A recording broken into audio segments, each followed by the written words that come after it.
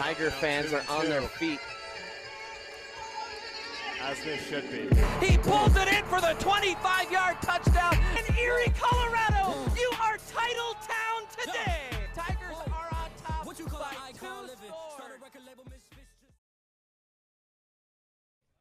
Hello and welcome into the Erie Tiger Network. We are live from Echo Park Stadium here in Parker, Colorado. Brandon Bird joining you, and alongside me is Dylan Richardson, and we have a 4A quarterfinal matchup between your Erie Tigers and the Ponderosa Mustangs. And it is a chilly day, but it is a sunny day. There's not a speck of snow on the playing surface. So, Dylan, you were saying we're glad we're playing this today instead of last night. Yeah, if this game was last night, it was going to be a rough one. The temps were low. I know elsewhere in 4A, Montrose falling to Loveland by 5, and that the fact that there was only 35 points scored in that game is probably something to do with the cold, but definitely warmer today than it was last week against Denver South, and this is going to be a great game between two great teams.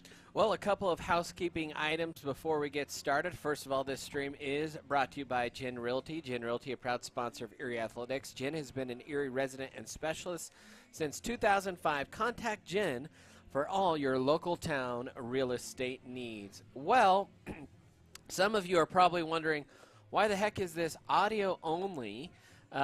Just to be clear, NFHS Network, they have an exclusive rights contract with CHAS, which means they own the playoff rights for every single playoff game. If they decline to cover the game, like they did last week against Denver South or in our Week 1 matchup against Air Academy, then we can go in and we can purchase those rights to broadcast a playoff game. If they decide to broadcast a game like they did today, we are not able to do video streaming, but we were able to obtain the audio rights, so that's why we did that. I will say, and some of you may have seen this on Twitter, Ponderosa, they wanted us to broadcast this game via video, and even some people in Chassa wanted to. Unfortunately, they are locked into a long-term deal with NFHS, and so if you're frustrated that we don't have video, trust me, we are every bit as frustrated, if not 10 times more. It's an ongoing issue here in the state of Colorado, but we are going to do the best we can as we bring you a full audio coverage of this 4A playoff quarterfinal game between Erie and Ponderosa. And speaking of Erie and Ponderosa, this is not the first time this season that these two teams have locked it up, and for one of these two teams today, it will be their opening game and their closing game this year. Bookend matchups between Erie and Ponderosa. And you think about what happened last time to Ponderosa and Erie in that game. The numbers, well, it wasn't really a high passing game. You'll see some of the regular stats there in terms of Blake Barnett, only 113 yards through the air. The Tigers, they did run the ball well. They ran for 224 yards or 6.4 yards a pop that game. Ponderosa, though, they did just as well, 231 yards. Alex Sweeney, that was his biggest game of the year. He's been hurt. He's back for the Tigers. He saw his first game of action in a couple months last game against Denver South. He could be a player that makes an impact here today. Zach Stryker last game, he threw for 114 yards. He rushed for 88. He has been injured for a large portion of this season. Now, the rumor is he will play today for his first bit of action. He had one carry last week. He has a big old knee brace on. So we'll see how effective he is or how much playing time he actually gets. But really, Dylan, the story of last game, and we'll dive deeper into this, we have highlights from last game, is special teams. Yeah, the Tigers, the first 3 touchdowns that they gave up were off of, first one was a roughing the punter on a 4th and long. So Ponderosa gets the first down, goes down, scores a touchdown. The next time Ponderosa gets the ball, they return a kickoff for 99 yards and a touchdown. And so that's their first 2 scores. The score after that is another roughing the punter leading to a touchdown. So the Tigers, they were really sloppy on special teams. They also got pinned deep on a couple. They muffed a punt.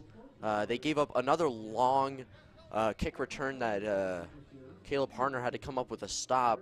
And I think it was evident in the game after the Mullen game.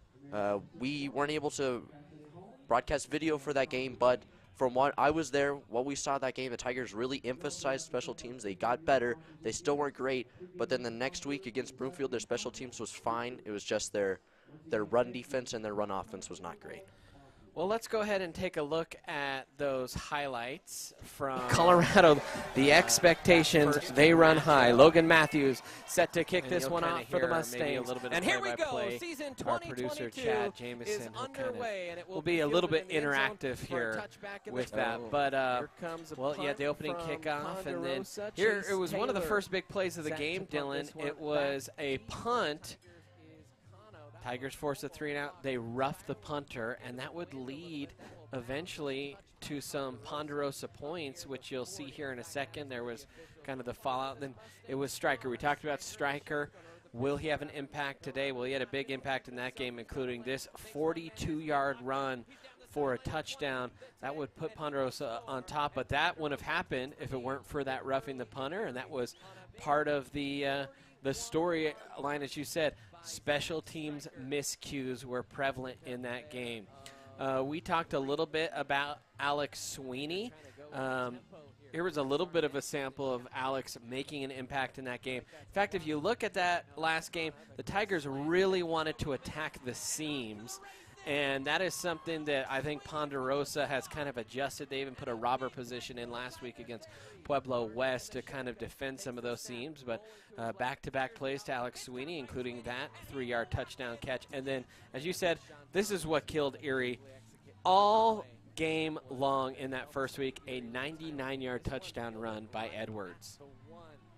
Yeah, and he just found a seam in the middle. It happened again later on another big return from him. And Harner gets beaten. There's no one left to stop him, and Ponderosa quickly answers after the Erie touchdown. Yeah, so Ponderosa, they would go up by 7 points there. And then Blake Barnett, he had some success on the ground. He rushed, as you saw in that graphic, for over 100 yards in that game, one of his higher run performance games of the year. This was on a scramble, and this was just Blake being Blake, getting outside the pocket, making something happen. Ponderosa did a great job of coverage down the field, really frustrated the Tigers. And from what I remember in that game, it just looked like Blake was pressing a lot in that game. And he started to settle down as the season went on. Tigers almost got a safety. They would force a punt, and then that would put them into good field goal range. And that would set up Caleb Harner for a 40-yard field goal, as that one put the Tigers within 4 points. And really one of the few times that Harner has kicked field goals, but he was solid all game. And then this was a nice little 20-yard catch by Keach. The Tiger defense, they really had not found their footing or their personnel that early in the year. That defense struggled in those first few games, and they've seemed to have found a little bit, but there was a nice Jace Onstead sack there. That would set up a 4th and 15. So remember, there was a 4th and 20 that was a roughing the punter, and then right there, 4th and 15, the second roughing the punter of the game, which would also lead to a touchdown. You see Trey returning that to no avail, and then they would follow up that roughing the punter on 3rd and 5 with this touchdown pass to Karstener for 32 yards, and that would put Ponderosa up by a couple scores here in the first half of that game. But at least going to halftime, I remember thinking, okay, Erie's not played well, special teams have been a problem, and they're still in this game. Yeah, and special teams really was the story of that game. Big 3rd down conversion at the end of the first half there for Caden Lettuce. And then Harner would line up with 35 seconds left in the half for his second field goal kick of the game, and he would make that one both around 40 yards. So Tigers would go in, down a touchdown at halftime. They came out, guns a-blazing, a nice little touchdown pass there to Kogel. That was on the opening drive. You felt like, okay, Erie, they played that bad first half. They got the touchdown. They would then go for 2 to tie the game. And another conversion, we're tied. Erie's going to win this game. At least that's how we felt based on the year before. And even the next drive, you have a big play defensively for Erie.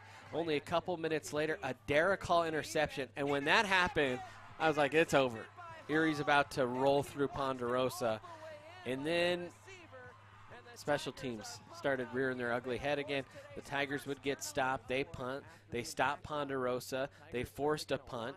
And this might have been the turning point in the game right here, Dylan, is this Derek Hall was back to receive the punt and fumbled inside the Tigers' own 20-yard line at the 15. And so that was a fourth big special teams miscue of the game. Ponderosa would score off of that. And then on the ensuing kickoff, so we'll see the little Ponderosa score here to go up a touchdown. Then on the ensuing kickoff, Tigers had trouble with the kick return. They were pinned back deep in their own end in what was the fifth special teams major gaffe of the game. Yeah, and this was really the talk of the town at the high school was, man, if the Tigers stay clean on special teams, they win this game. They give up so many points and have so many miscues on special teams, and that's why they lost this game. Then on a 3rd and 11, Barnett pressured, and this was what they did great all game. Ponderosa got pressure on Blake, nowhere to throw, dropped off to a lineman. That was a turnover on downs after the illegal touching, although it was fun to watch Gilly rumble through some defenders. And then when the Tigers got it back, it just seemed like every time they had a chance to get it back, Blake Barnett fumbles there, and then Edwards punches it in for 5 yards. So Ponderosa, they took advantage of every single Erie miscue in that first matchup. Yeah, and that was probably a big part of that was, like, Tigers had lost a lot of players from the previous year. They hadn't gotten their cohesion with the personnel, and they were just not mentally strong in that game, made a lot of mistakes. Tigers tried to make a strong charge early in that fourth quarter. It says third, but I'm pretty sure we were into the fourth quarter at that time. Well, I actually can't totally remember. There was a lot of action at the beginning of that third quarter. Tigers did bring it to a one-score game again, and then a huge miscue again. Another just massive kick return, 51 yards. The sixth big special teams play that went against the Tigers that game, 51 yards, and then that set up the 29-yard touchdown run by Rodriguez, and that pretty much put the game out of reach. And after that, there were no more scores, and so Ponderosa, they end up winning that first game, taking game one. You talk to the Erie players, you talk to the coaching staff, as we will try and refire. There we go. They feel like, based on last game, they could win. So it's got to give you confidence knowing, hey, we've played this team. We played not even half of what we're capable of, and we still kept it a game. Yeah, the Tigers, they've made a lot of changes in the weeks since that game. That was the week 1 game that they dropped. And, well, if the Tigers stay clean, they have a very good chance of winning this game. Ponderosa, with their quarterback, their chances of winning this game have also gone up a lot, and I think this game is going to be down to 1 or 2 scores. Yeah, Ponderosa, by the way, last week winning 33-14 over Pueblo West. Their last loss came against Denver South, 32-17. We saw them last week. Erie shut them down to only 10 points in the game. So, I don't know, Dylan. I don't exactly know what to expect today. I know this. If Erie plays their best, I think they'll win. The question is, will they bring their A game today? Yeah, that loss to Denver South by Ponderosa was without their quarterback. Quarterback has come back into this game, maybe not at full health. He has a large knee brace. We saw him during warm-ups. Players have exited the field. But I think this game is kind of a mystery box going into it because Ponderosa has spent so long without their quarterback. It's hard to expect anything to happen, really. All right, we're going to take our first time out here this pregame show. When we come back, we'll have Terrence's Corner. We'll go over the bracket and more here on the Erie Tiger Network.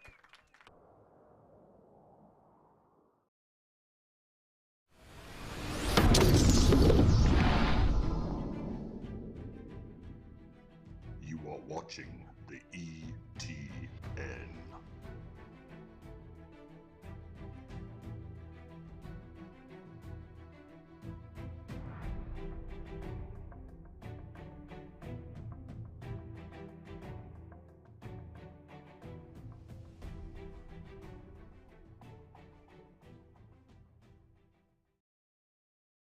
First, they said cigarettes were safe. We know how that turned out. Now, they say they didn't market e-cigarettes to teens? Fact, more than 1 in 4 high school students are vaping, and 80% say their first e-cigarette was flavored. Vaping is harmful to developing brains. The reason we think vaping is safe? Marketing. Same lies, different day. Tell Big Vape to quit lying. You know that feeling you get when your life is about to change? It's terrifying, sure, but isn't it exciting? You may not know with certainty what lies ahead, but that's what makes life, well, life. And even when the scene in the rear view is hard to leave behind, take a deep breath, hold on tight, and remember, there's no better way to move than forward.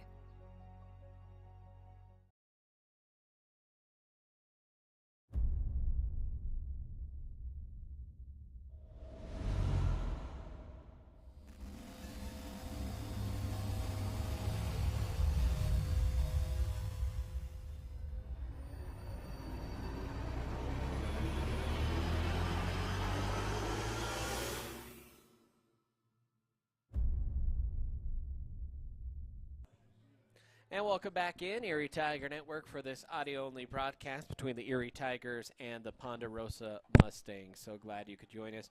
Fans, don't forget to follow us on social media. You can find us on Twitter, Facebook, Instagram, TikTok. You can check out ErieTigerNetwork.com as well. And we'd love for you to partner with us. Click on the links in the description to donate to us. And you could be a Patreon supporter. Yeah, we would love your support. And don't forget to like this video and subscribe to the Erie Tiger Network. Well, we are about 12 minutes away from kickoff here, and we wanted to talk a little bit about the 4A playoff bracket here in the state, and a little graphic that some of the students made this week. The teams advancing on, only 8 teams remain. And really, actually even less now, because last night Loveland knocked off Montrose in a tight one. And we've seen both those teams, and I don't think that surprise, or that result rather, was a surprise to us. Loveland comes away with the win. They are on to the semifinals, the first 4A team into the semifinals. And well, the other matchups, Palmer Ridge versus Vista Ridge. I believe that's also a matchup from earlier this season. Broomfield and Heritage, that's a rematch.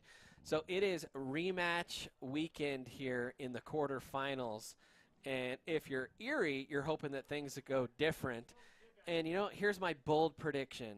All 3 rematches go the way of the team that lost earlier in the regular season. That's my bold prediction.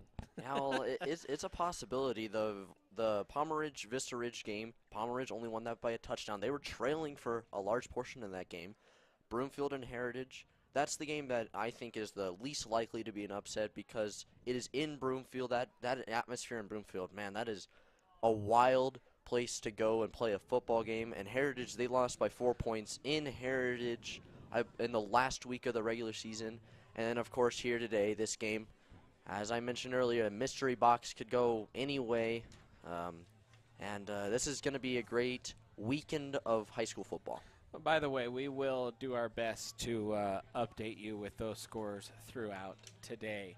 Well, it's time for at least a portion of everyone's favorite segment. We had a snow day yesterday, so we were not able to do this in the classroom. So this is a virtual edition of Terrence's Corner.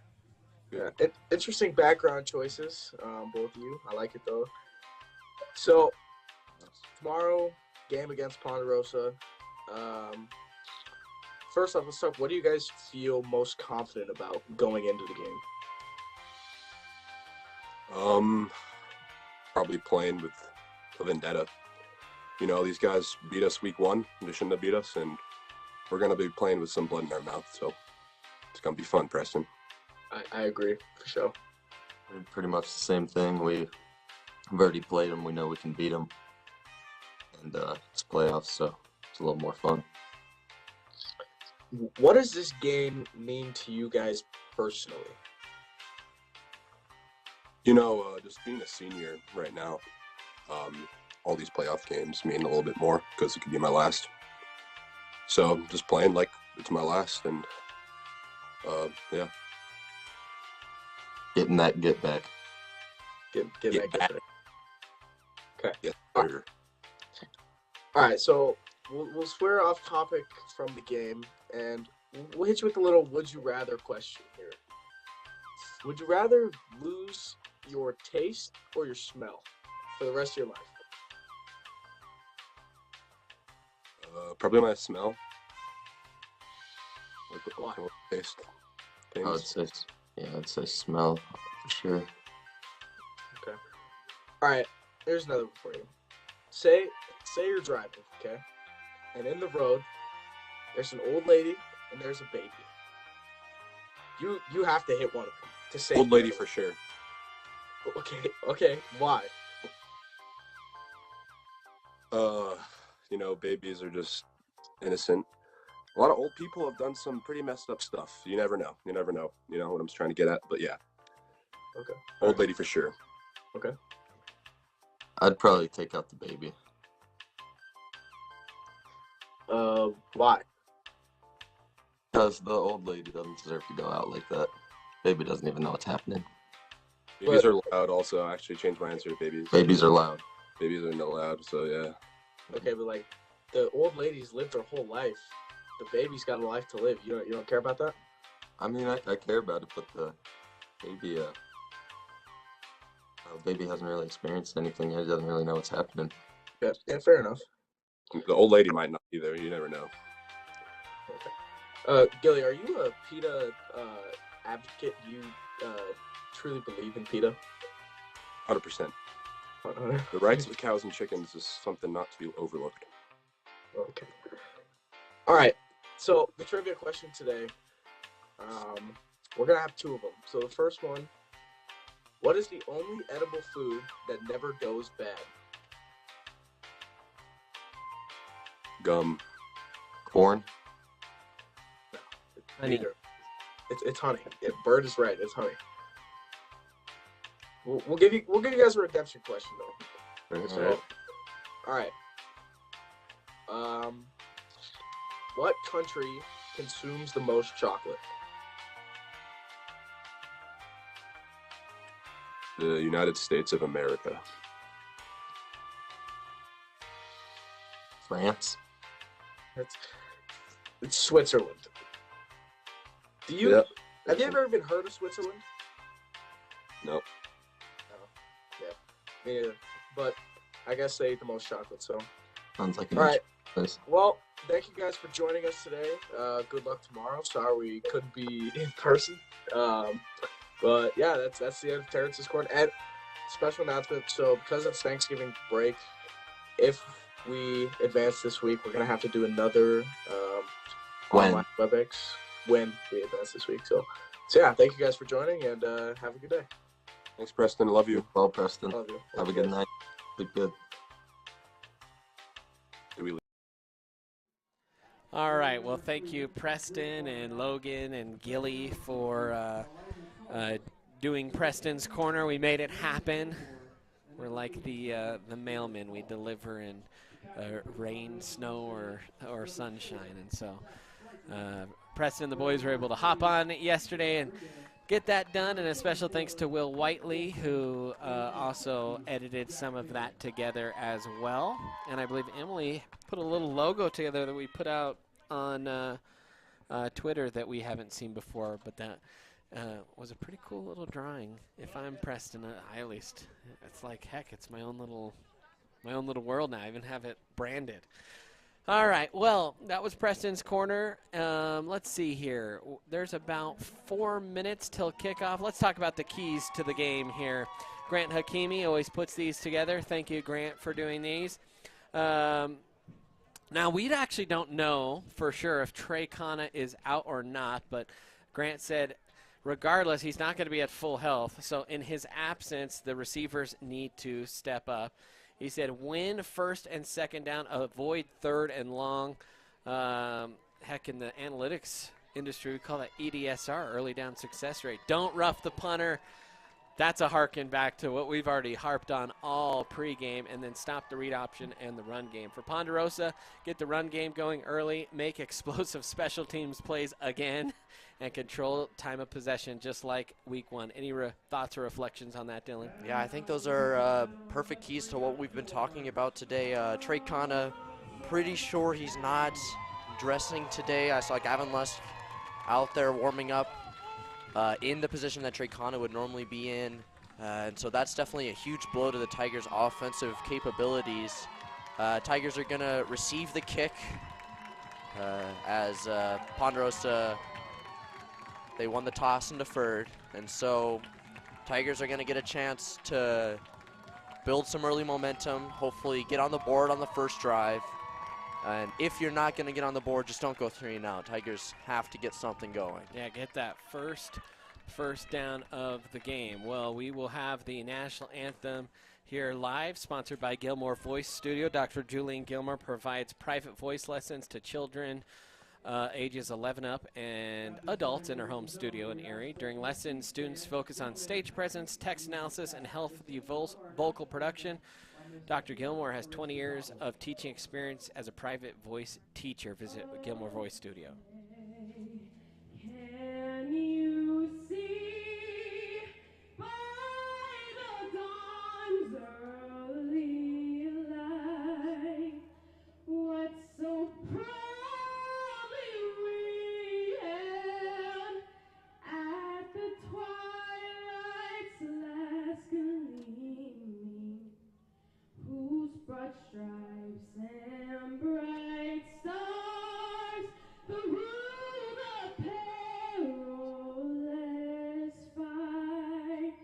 For the ramparts we watched were so gallantly streaming, and the rockets red glare, the bombs bursting in air, gave proof through the night that our flag was still there. Oh, say does that star-spangled banner wave for the land of the free and the home of the brave? All right, once again, that national anthem brought to you by Gilmore Voice Studio.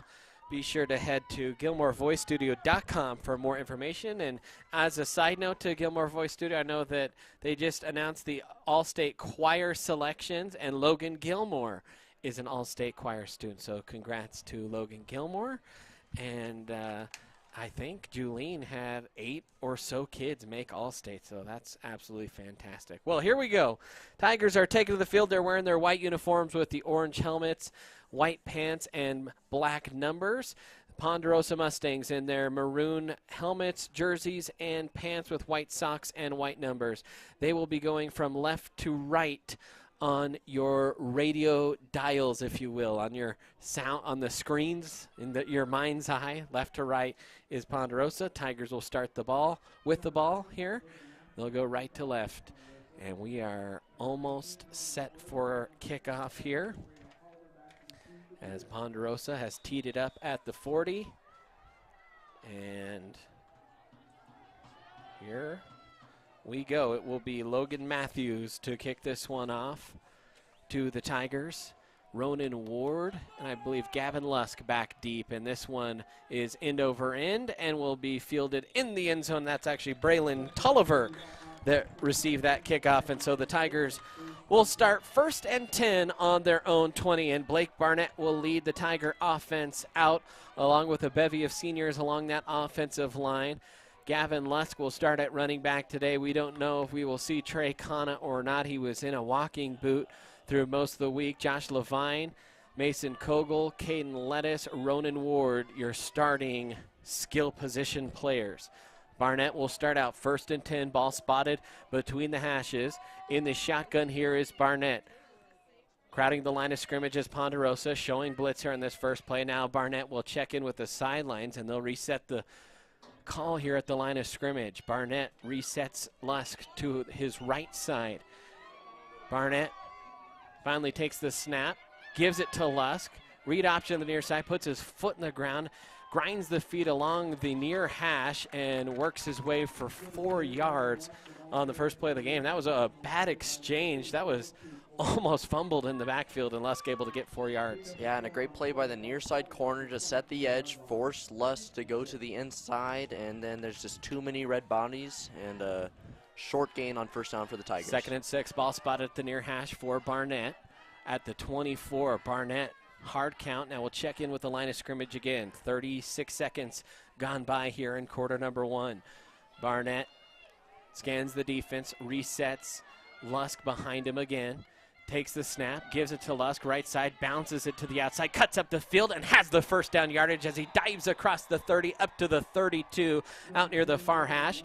2 carries for Lusk, and a nice little 8-yard gain there for Gavin up to the 32, and the Tigers have their first down of the game. Yeah, and a great job by Lusk stepping up in Kana's absence, picking up the 1st down. The Tigers are driving. Ball spotted at the 32 between the hashes, trips to the near side. Barnett in the shotgun. Hard count again, trying to get Ponderosa to jump here early. They have crowded the line of scrimmage and showed blitz. And again, Blake quickly to the line of scrimmage, but resets everything. Still trips here to the near side. Barnett claps his hands, gets the snap, gives it off to Lusk. Lusk submarines under an arm tackle and will fight his way for only a yard as he was met near the line of scrimmage and not able to get out of the grasp of the Mustang defender. Yeah, and a good job by Lusk picking up a little bit of positive yardage, and Tigers, one of their first short gains in this game. 2nd and 9 here. Ball between the hashes again, trips to the near side again, this time a little more spread out. Barnett takes the quick snap this time, pulls it out, throws it down the seam to Kogel, who grabbed it and is finally met at the 50. A nice little pitch and catch there for 17 yards from Barnett to Mason Kogel, and that was a read option. He just pulled it out of Lusk's belly and fired it right to the hands of Kogel. Yeah, and that was over the head of the defender, number 7, CJ Beal. And Mason Kogel maybe a little bit too tall for him, and the Tigers at midfield now. Now trips to the far side of the formation, knows the football right at the 50. 1st and 10 for the Tigers, 9:46 remaining, and a hard count, and offside is Ponderosa, and that's their first penalty of the contest. Yeah, and that was so much offside that the defenders for Ponderosa knocked over the center, Cade Kolblentz, and Tigers are first and much more manageable now. Trying to pick up the referee's mic there. So 1st and 5 now for the Tigers. Ball spotted at the Ponderosa 45. Ball spotted still between the hashes with 9:43 remaining here in this first quarter play. We'll try and remember to say the time lots. Trips to the far side. Barnett gets a snap, throws the bubble screen out to Levine, who kind of bobbled it and then dove his way forward.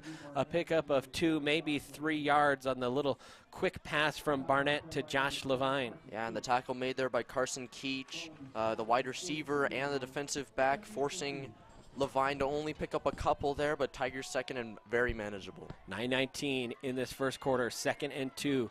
Barnett in the shotgun with Lusk. 2-by-2 go the receivers. Ball spotted on the far hash at the 42 in Ponderosa territory. Now Barnett checking in with Coach Harrison on the sideline. Coach Harrison now down on the field. Started the season up in the booth, now down on the field. Barnett takes the snap, runs read. He will keep it himself after he pulled it away from Lusk. He was met in the backfield, scooted around the edge, and trots up the sideline, able to pick up the first down as he got out of bounds, maybe just shy of the 35. Only needed a couple, and on Barnett's first carry, he ends up picking up 3 yards and the first down by just a yard. Yeah, and it looked like Barnett was going to be dropped for a loss by Ethan Rodriguez. Good job by the tackle on the far side, not holding him, and Barnett just a little bit too nimble, getting to the outside to pick up the first. First and 10, ball spotted at the far hash. 2 by 2 go the wide receivers at the 39 of Ponderosa. Barnett checking in with the sideline. 8:50 remaining here in this first quarter. Barnett calling the play at the line of scrimmage. He's got Meredith, Sweeney, and O'Brien out there. He'll change the side that Lusk is on, takes the snap, looking to his right, trying to set something up. He's pressured, met in the backfield, trying to scramble forward out of the pocket, and he's slung down to the turf. He's able to pick up a yard as that pocket just kind of caved in around him. He tried to escape it real quick. It looked like they were trying to set up a combo route, something deep, and it never materialized, and Ponderosa was in the backfield quickly. Yeah, and Blake looked right into the eyes of Weston Hofschneider and decided he needed to scramble. First time Tigers have gone pure pass without any read option, and only a gain of 1. So second, and they'll actually mark him back at the original line of scrimmage, 10 here. H back in. Barnett takes the snap in the shotgun. Runs read, gives it to Lusk. Went to his right, hard cut back to his left. Over or against the grain of the defense. He was stopped after a short gain, a pickup of 3, and that'll bring up 3rd and 7 for the Tigers. Yeah, first time Tigers have faced third down in this game, and a few more yards, and they're pretty close to field goal range for Caleb Harner.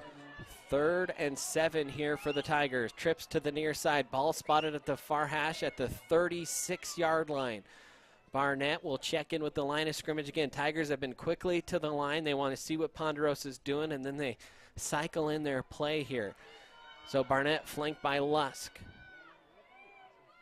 Barnett waiting for the snap, gets the snap, runs read option, gives it to Lusk up the middle. Nice pull, nice, misses a defender across the 25 and is finally slammed down as he crossed to the 20-yard line. A pickup there of 16 for Lusk on 3rd and 7, and the Tigers have 1st and 10 in the red zone. Yeah, and it looked like Blake had almost drawn the defensive line for Ponderosa offsides. Maybe they got a little bit antsy, didn't quite react well to the run, and Lusk just finds a hole in the middle of the field and picks up a big yard gain. So 1st and 10, 6:57 remaining here in the first quarter. Ball spotted near the far hash. 2 by 2 go the receivers on each side of the formation. Barnett in the shotgun, hard count, tried to get Pondo to jump. Now he'll check in with the sideline. Lusk still the running back. Levine, Meredith, Lettuce, and Ward the receivers. Gets the snap, play action, looking to his right. Now he's pressured, almost tripped up, able to pirouette out of the pocket, throws it out of the backfield. Lusk was wide open, but Blake underthrew him. Lusk was kind of running backward. Barnett was almost tackled from behind, had to spin out of it, did well to do so, and then just fired it short. Yeah, and almost sacked there by C.J. Beal, and Gavin Lusk was not picked up out of the backfield. Blake underthrew him a little bit, and would have been a gain of about 4, but instead Tigers 2nd and 10. Heck, if that throw had been better and Lusk was on his feet, he might have had a path there to inside the 5 or so. 2nd down and 10 here for Barnett. Ball spotted between the hashes. H back, 2 wideouts to the left. Takes it, runs read, keeps it himself. He's met in the backfield. Now he'll throw it away, and I actually don't think there was a player downfield. They want an illegal man downfield. Barnett was dead to rights, and he just chucked it. And now the linesman coming to talk things over with the official, but I don't think the Tiger lineman got down the field far enough. I think they're looking at intentional grounding. Barnett did not get out of the tackle box, and there was nobody on the near side. But Blake maybe gets away with one, and now 3rd and 10. Yeah, imagine a run play is blown up, and then Blake just decides to throw it, and they're going to say it was just an incomplete pass. So a little bit of a break there for the Tigers. 3rd and 10 now from the 20. Barnett in the shotgun. Pondo's had good pressure early. Takes the snap. It's a delay to Lusk. Lusk is bet in the backfield. Breaks a tackle across the 15. Lowers the shoulder and dives down to the 13-yard line. A 7-yard pickup for Lusk. And that'll make it 4th and about 3 for the Tigers. Yeah, and it looked like Lusk was going to be dropped maybe in the backfield, escaped a tackle, and picked up yards, and Tigers going to stay aggressive here on the first drive of the game and go for it on 4th. 4th and 3, ball spotted at the 13 at the near hash. Got to get the nose of the football down to the 10. Trips to the far side of the field. Lettuce, the solo wideout here in the bottom side. 5:50 remaining here in this first quarter. Long drive for the Tigers, and they're faced with a 4th down. Barnett gets the new play in from the sideline, resets in the shotgun. Now he'll move Lusk to his right side. Barnett claps his hands, runs read, pulls it back, fires down the seam, intercepted. Mason Kogel, the intended target. Him and Barnett were on different pages there, and the interception comes back out to the 19. And a turnover there for the Tigers.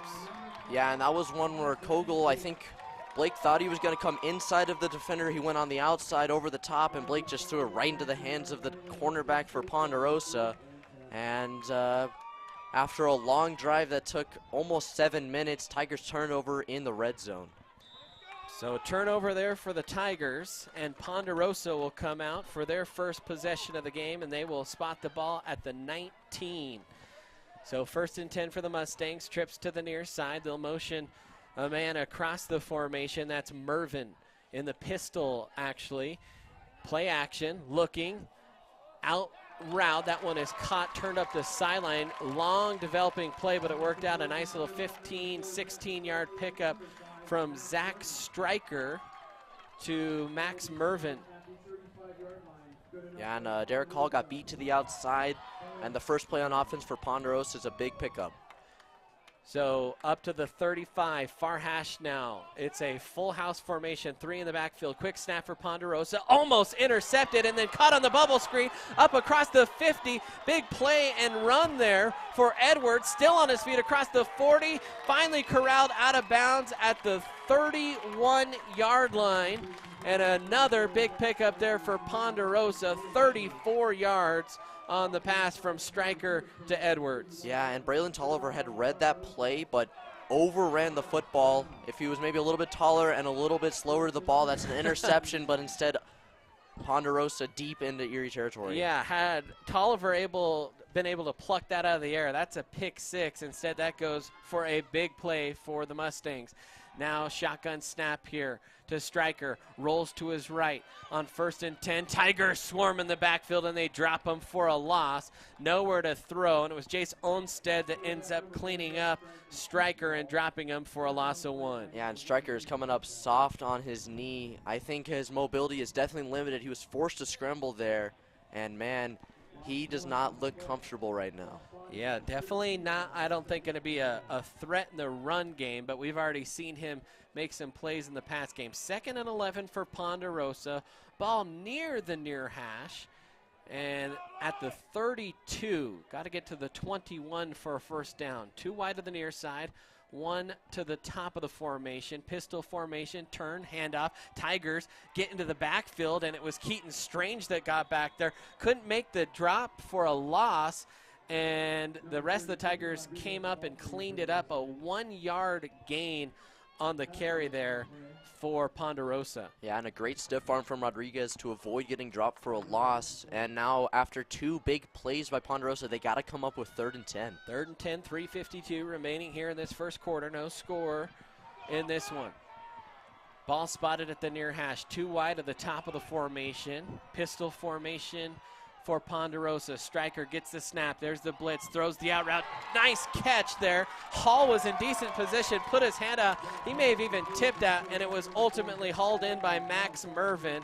And that's a 13-yard pickup and a first down for Ponderosa. Yeah, and a great job by Rodriguez picking up the blitz. And Derek Hall again getting beat to the outside, and Ponderosa in the red zone. Ponderosa, they have gone quick here. Tigers have lined up quick, but their tempo was pretty slow. Ponderosa's been fast. Quick snap here. Handoff up the middle. Tigers get into the backfield again, and this run defense has just been a completely different run defense the last few weeks. Ethan Rodriguez able to fight for maybe a yard.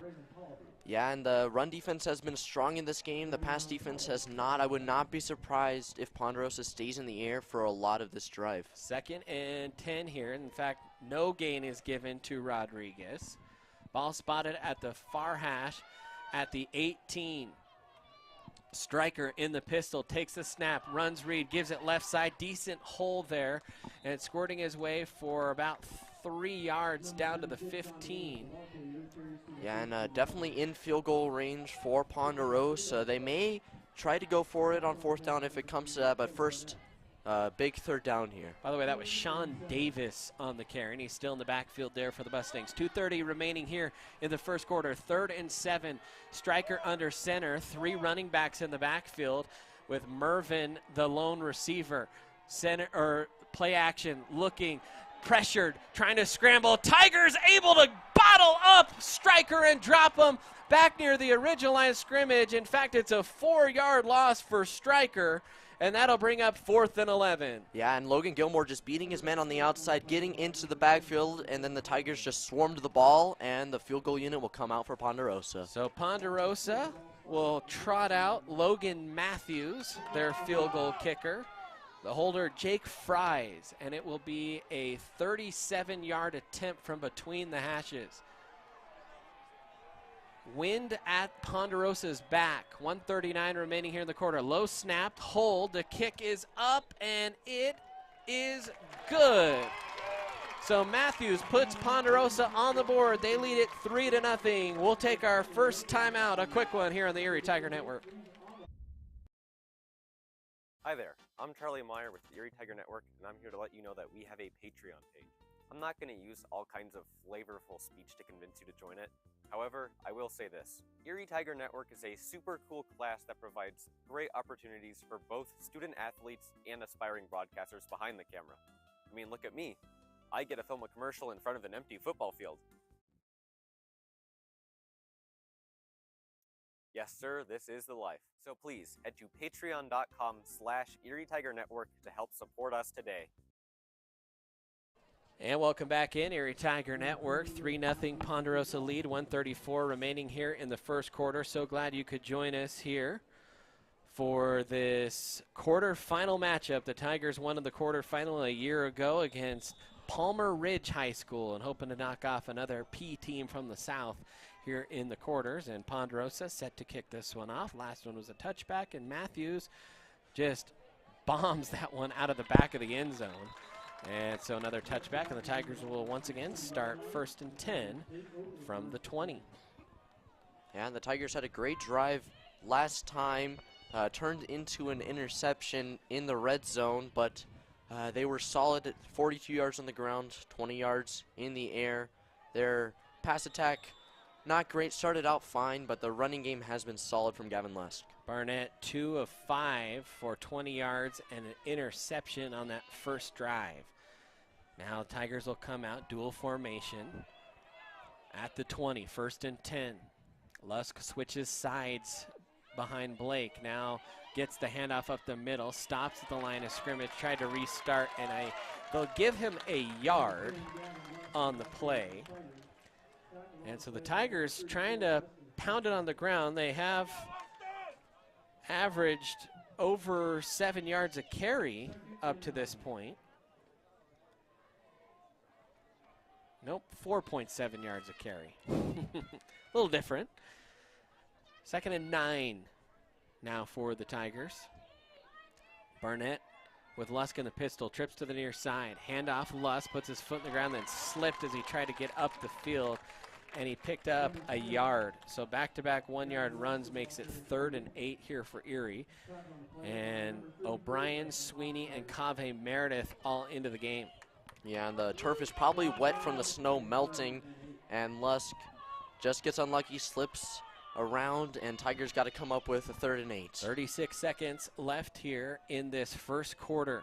Tigers with 4 wide. Lettuce also out there for the Tigers. 2 by 2, ball in the middle of the field. Barnett takes the snap. Plenty of time. Looking, no one's open. Now trying to scramble out of trouble. Throws it out in the middle of the field. Oh, and it's through the fingertips of Donovan O'Brien, and it was actually Alex Sweeney almost caught the tip. It was a little high. I think O'Brien would have been short had he made that catch. Either way, Tigers are going to be forced to punt here with 15 seconds left in the quarter. Yeah, and the Tigers going 3 and out after giving up the points. Defense is going to need to make a stop if the Tigers want to stay in this game early. So Caleb Harner set to punt this one for Erie. First time this special teams will really be tested for the Tigers after what had happened in that first game. Still sticks with us. Pondo showing some pressure up the middle here. Here's the snap. Harner almost got it blocked. In fact, it might have been partially blocked. That's going to bounce across the 50, and there's a flag, and it's going to be a roughing the punter. They'll say it wasn't tipped, and my, how the tables have turned. With 5 seconds left here in the first quarter, I think we're going to get a roughing the punter on Ponderosa. Yeah, that might have been tipped. It came off funky with some weird spin. Officials are going to talk it over, but if it's roughing the punter on Ponderosa, that is very ironic, and that is a huge break for the Tigers, potentially. Yeah, we'll see. It's 4th and 8 as it stands. And we'll try and turn up the official's mic here, see if we can hear it. A running into the kicker, and that'll make it 4th and 3. And the Tigers have their offense out there. This is a 4th and 3 because they did not call a roughing. So they called the 5-yard garden variety, just a little tap. Yeah, and that's very surprising to me. I thought Harner got hit hard, but judgment call from the official, and the White Hats talking to the chains on the far side. And the Tigers will send their punt team back out. They sent the offense out for a moment, but that had been going for it on your own 27 for a group right now in Erie that doesn't have a whole lot of continuity. At least a sluggish start to this game for the Tiger offense. And they will send Harner out. Now, you could tell that Ponderosa, they were going for the block there, and the Tigers never really adjusted their formation. They didn't tighten up their splits down there front. So now 4th and 3 from the 27. Harner set to punt again.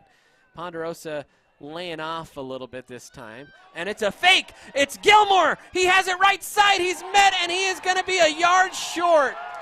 He caught the fake, ran it over the right side, and got cut down at the 29. And so he is 2 yards short, and it will be excellent field position for Ponderosa. Yeah, and Gilmore just not fast enough to the far side. He was lined up on the near side of the 3 guards and went to the far side, and because of that, he couldn't get to the edge, and the Tigers turned it over on downs. So 1st and 10 for Ponderosa on the 29.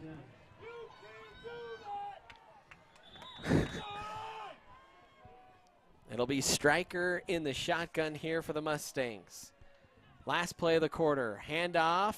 Big hole up the middle near the 20. Barnett came up and made the hit, but a 10-yard pickup on a weaving run for Sean Davis, and they will mark that as a first down, I believe. That will do it here in the quarter. At the end of 1 quarter of play, it's Ponderosa 3, Erie nothing on the Erie Tiger Network.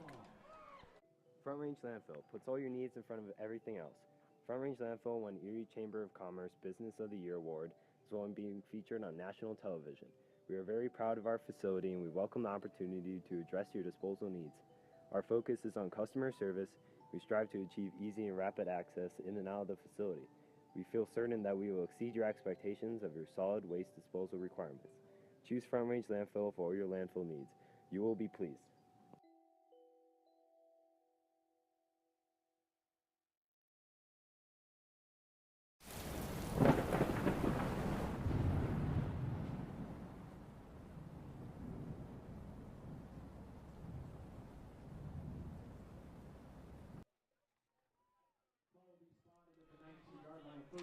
And welcome back in, Erie Tiger Network. Start of quarter number 4. It'll be 1st and 10 for the Mustangs, and we're waiting for the chains to get set, or excuse me, start of quarter number 2. I'm a bit ahead of myself here by a couple quarters. As Stryker will step in here, takes the snap, runs the draw, able to elude a man and shows decent mobility with the big knee brace on, and trots out of bounds. Yeah, I will say he does look a little uncomfortable running, taking some extra long strides. That knee brace, definitely large. So you could tell when he got hit earlier in the game, and he was definitely limping, but a 6-yard pickup there on 1st down. So 2nd and 4 here for the Mustangs. Ball spotted near hash, 2 wideouts to each side. Stryker in the pistol, takes a snap, runs draw again. This time runs into a man. He actually fumbled the football and was able to catch it. He got hit initially by Hall. He bobbled the ball and was able to pull it back into himself and ends up picking up a yard on the play. Yeah, and that would have been a huge break for the Tigers after the turnover.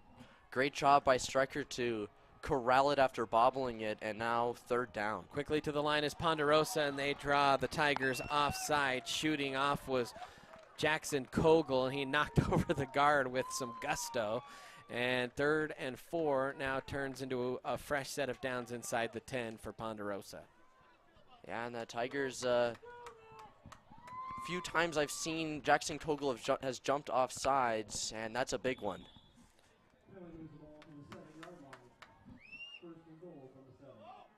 So 1st and goal, handoff, left side. Tigers defend the edge well. Hall in there, and they stack up the Ponderosa ball carrier. I believe that's Rodriguez for no gain.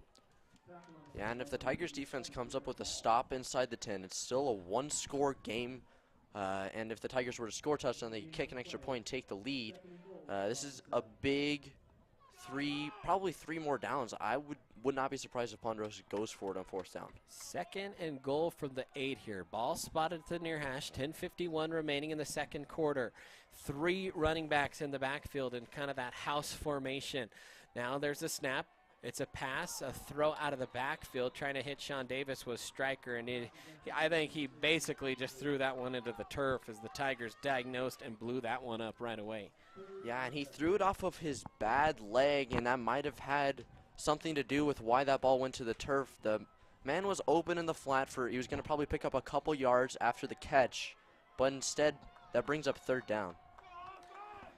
3rd and 8 here for Ponderosa. 3rd and goal, rather, from the 8. Stryker in the pistol, takes a snap, rolls the pocket to his right, looks, fires, end zone caught, touchdown for Ponderosa. It was Tolliver on the coverage, couldn't quite close the gap, and Max Mervin hauls it in for an 8-yard touchdown reception. And Ponderosa is going to lead it by 2 scores.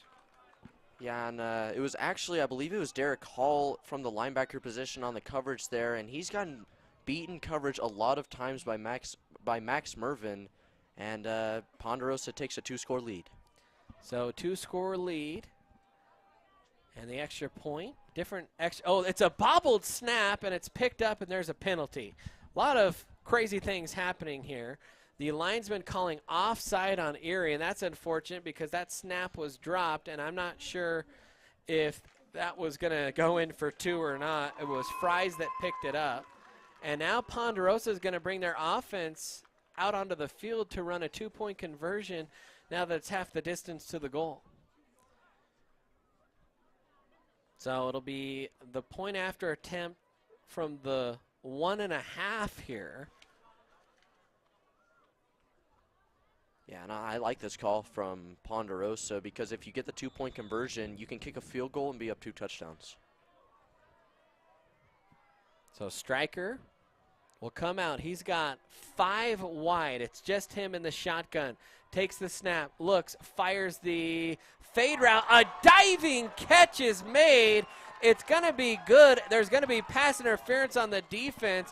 But how about that catch by Dylan Karstetter in the back of the end zone, and that was thrown well before he was open. Good read by Stryker, and he secures the 2-point conversion. Yeah, I thought that ball was going to fall to the ground because there was definitely some good defending, probably pass interference on the far side. Didn't see who that was, but now 11-0 Mustangs. Tigers, they need to score on this next drive. So Ponderosa will kick this one off after the quarter change. The Tigers going left to right. This game is brought to you by Gen Realty. Gen Realty, proud sponsor of Erie Athletics. Gen's been an Erie resident specialist since '05. Contact Gen for all your local town real estate needs. And so Tigers down a couple scores, 11-0 here with 10:31 remaining in the second quarter. If you're Erie, you got to start getting some big plays on offense. Even that first drive was just a bunch of little, it was death by 1,000 paper cuts, and ultimately it didn't work out for Erie in the end. I think we need to see some big plays from this Erie offense. Yeah, and in my opinion, this is a must-score drive from the Tigers in this first half. If they don't score here, Ponderosa could potentially go up 3 scores. Ponderosa kicking into the wind this time, and it will be fielded by Tolliver at the 1. Tolliver between the hashes, trying to follow his blockers, makes a move across the 25, still on his feet, fighting through arm tackles, and just kind of chopped the feet across the 30 up to the 31. Good little return there by the freshman Braylon Tolliver. Yeah, and the freshman making people miss and breaking tackles, and picked up 5 or 6 yards after contact, and for not a very big guy, that's a strong play. Now Barnett will come back out. They'll start from the 31 as Erie, and it'll be Ronan Ward that is the running back here for Erie. And we might see some trickery here. I think, never mind. I thought Ward was going to line up as a quarterback for a second. Trips to the far side. Ball spotted at the near hash at the 31. 1st and 10 snap taken by Barnett. He's going to pitch it out to Ward on the near side, and Ward will trot out of bounds, and he gets back to the line of scrimmage, and that's it. In fact, that was a little bit of a backward pass, I think, so no gain on the carry by Ronan Ward. Yeah, that might be setting up a potential little flea flicker play to Ronan Ward, a little backwards pass, and he throws it downfield, because I think that's what they were trying to set up there. So Barnett now with dual wide out to the far side, a tight end, and he'll run read. Ward takes the handoff across the 40. He's got space across the 50 and shoved out of bounds into Ponderosa territory down to the 44-yard line. A nice pickup there for Ronan Ward of 25 yards. Yeah, and that was Kate Koblentz, the center, setting the edge, pushing down a lot of people, making a huge hole for Ward to run through. Tigers go quickly on 1st and 10. Barnett's going to run read. He'll pull it out, keep it himself now. He looks downfield, wide open. It was a long, drawn-out pass play. Wide open was Levine, catches it down toward the goal line. Did he stretch it out across? Tigers are saying yes, no. The referee will say he is down on the 1. And now, and I'm talking after the play was in the end zone, the near sideline official threw the flag and said illegal man downfield. It was an awkwardly long amount of time for Barnett to have not thrown the ball on a read option, and it took the officials a long time to decide that that was an illegal man downfield, and this one's coming all the way back.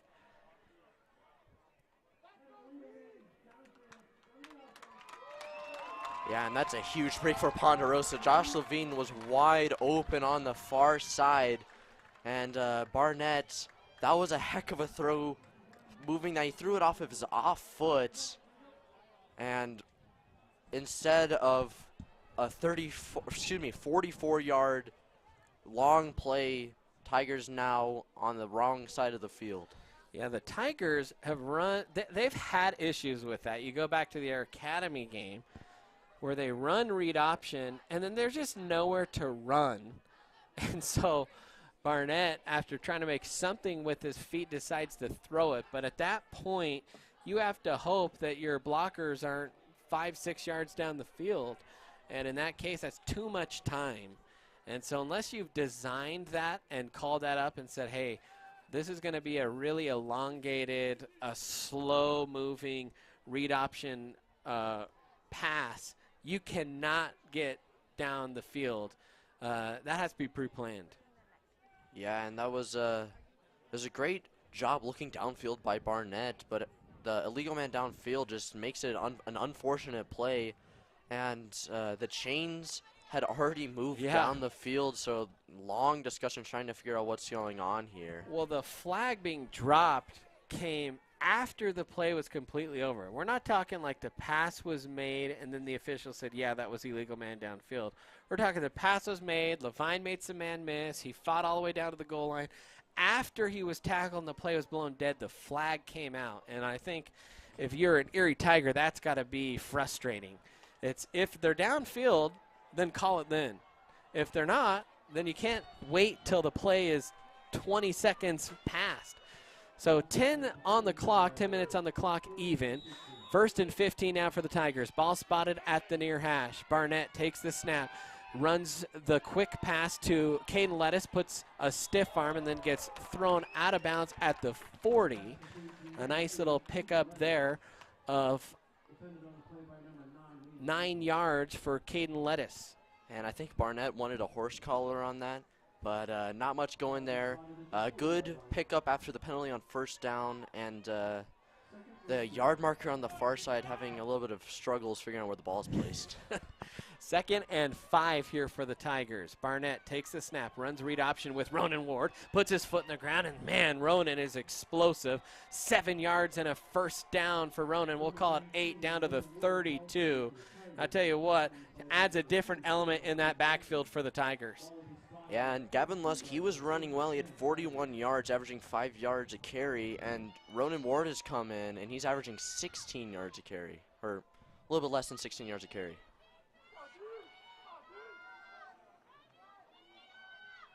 Barnett on 1st and 10, runs Reed, and had it in the belly of Ward. Ward tried to take off with it, and Barnett ripped it out and then got met at the line of scrimmage. And right now, the read option for Erie, anytime Blake has kept it, it has not been pretty. Interception, a couple incomplete passes, and Blake on 3 runs only has 3 yards rushing. Yeah, and the Ponderosa has done a great job shutting down the read option. That's has been Erie's bread and butter for a lot of games this season. And Tigers, they need to come up with some points here on this drive. 2nd and 10, ball at the 32, spotted toward the near hash. 9 minutes in this quarter. Blake is going to run the draw. Runs it up the gut. The hole collapsed around him, but he was able to kind of scoot his way, squeeze his way forward before he was tripped up down to the 26. A pickup there of 6 yards for Barnett, and that'll bring up 3rd and 4. Yeah, and this is a big 3rd down. If the Tigers pick this up, they're real close to the red zone. If they don't pick this up, I think you may want to kick your 3 points. 3rd and 4 here for the Tigers.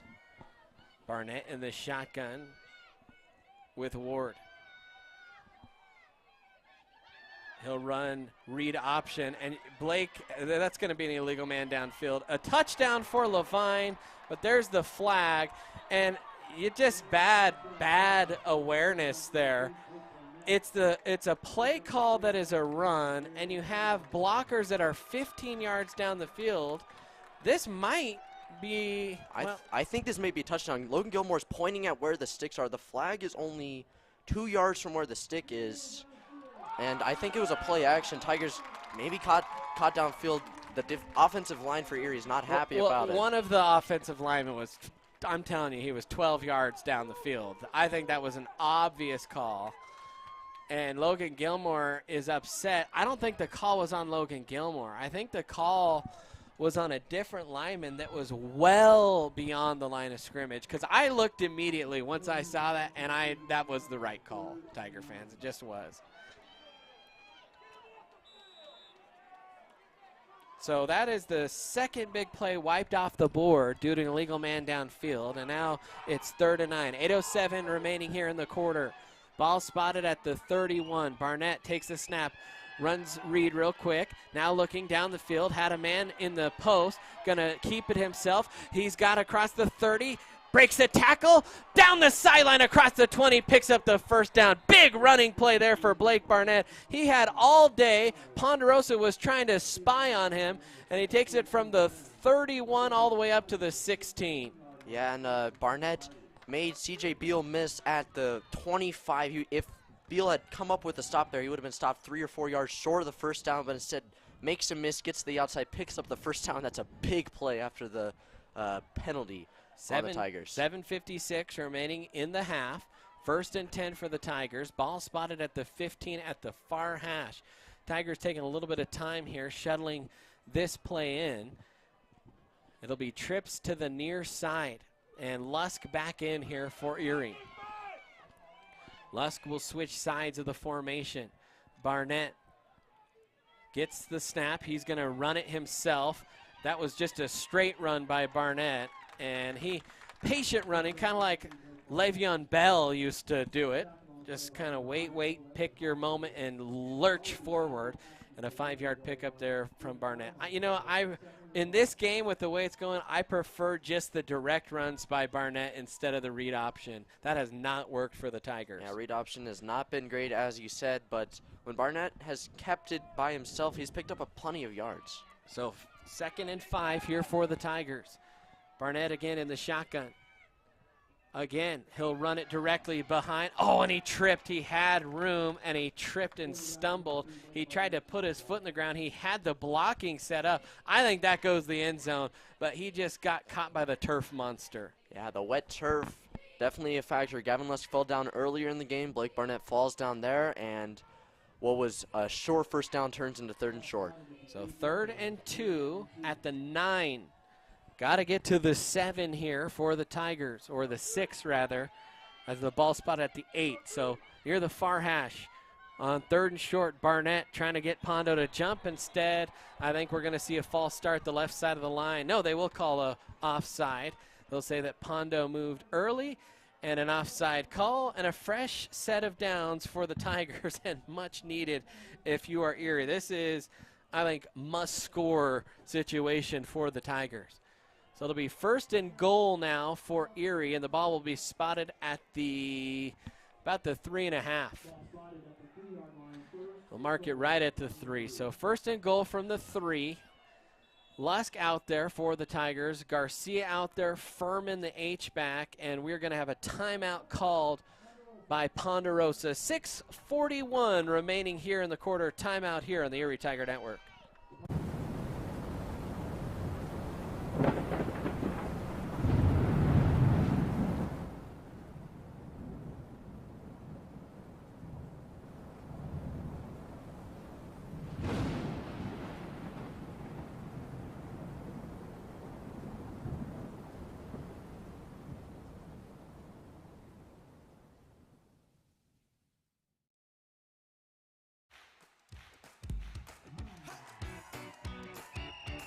Kicking off the season celebrating 35 years of serving our local community. Whether you're a contractor or a homeowner with a do-it-yourself project. At Budget Home Supply, we value a more personal relationship with our customers. Hey, Ernest. Hey, Vern. Whether you have a project in your kitchen or bathroom, a new outside deck, or just some general home improvements, indoors or out, come on down to Budget Home Supply. And welcome back in, Erie Tiger Network. Out of the timeout, it's 1st and goal for the Tigers. Ball at the 3-yard line. Barnett will start under center from the far hash. Takes the snap. He'll give it handoff right side, and the Tigers have struggled in the short situations all season, and maybe a yard on the pickup there for Lusk. Yeah, one thing the Tigers haven't really ran is like a fade to the far side of the field. Tigers had 2 wide receivers on the short side of the field, and this time they do have a wide receiver coming to the near side, the far side of the field. So 2nd and goal from the 2 now for the Tigers. Again, Barnett under center. Takes the snap, QB sneak, left side, and he bulldozes his way across the goal line for the Tiger touchdown. 2-yard touchdown run. Blake Barnett with 6:05 remaining here in the first half will bring Erie onto the board and within a score again. Yeah, and it looks like Tigers are going to go for 2 here. Harner. Yeah, Blake is coming onto the field, and Tigers are going to try and make this a 3-point game. So Barnett coming back out, 11-6. Tigers shuttling in and out a lot of personnel right now. see what they do here. They kind of have their pass-catching group out there with Meredith, Sweeney, O'Brien. You have Caden Lettuce, and I think Erie, well, the officials finally have set the ball for a two-point conversion, and Erie chose to do it on the far hash. So 2-by-2. No, excuse me, no one in the backfield, so 5 wide here for Barnett. Takes the snap, looks to his right, pressured, throws back over the middle. Nice catch, falling backward, and grabbing that, I think, was Caden Lettuce, and the Tigers get the two-point conversion. Yeah, and that's a great play call. Blake looked to the near side of the field and was scanning his receivers, got to Caden Lettuce, threw it a little bit behind him. Great hands by Lettuce to come up with it, and Tigers looking like for a minute they were going to be down 2 scores and have to give the ball back to Ponderosa. Instead, it's a 3-point game. Well, a wild drive. You might remember Grant Hakimi's keys to the game. He talked about Ponderosa with ball control. It has been the Tigers. They have had, for sure, over 13 minutes of possession in this game so far. Yeah, it's a little unusual for the Tigers. Normally, they're real quick to score, give the ball back. But I think it's a change of pace that is needed with Trey Kana out. And because of that, this game has been a lot of offense for the Tigers. Defense has gotten time to rest, and hopefully, if you're the Tigers, they can come up with a stop after the long rest period. So Harner set to kick this one off from the 40. They're showing that little onside, and Ponderosa's kind of just playing it, well, we'll bunch, but we're expecting a full kick. Shoot, if you're the Tigers, you might just onside it, and they will fake it. And now Ponderosa back out. Ponderosa jeering. They don't know the mystique behind that, though. They don't get that. They weren't at the Montrose game a year ago. Now Harner will send this one deep. And with the wind, that will go into the back of the end zone, and Ponderosa will start 1st and 10 from their own 20. And, hey, if you don't want a big kick return by number 9, Edwards there, one way to do that is just kick it out of the end zone.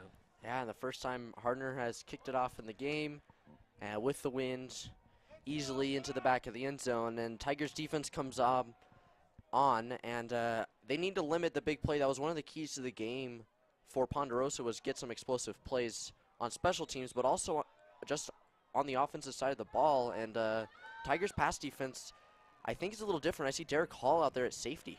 1st and 10. Ponderosa quickly snaps. They have a man wide open in the middle of the field. This one's caught at the 45. It's a foot race, and no one's going to catch him. Touchdown for Carson Keach of 80 yards, and it was just a busted coverage by the Tigers on a little crossing post route, and Stryker hit him in stride. And on the first play of the drive, Ponderosa notches another score. Yeah, and Keach just split the safeties. Nobody picked him up, and just too fast for the defenders of Erie. And after the long drive from Erie, Ponderosa quickly comes and scores and makes it a 2-possession game once again.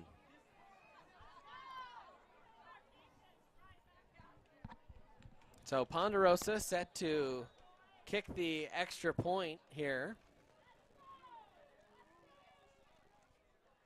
And that one will just squeeze in. That was an unusual one. So 5:53 remaining here in the first half of play, and Ponderosa back on top by 10.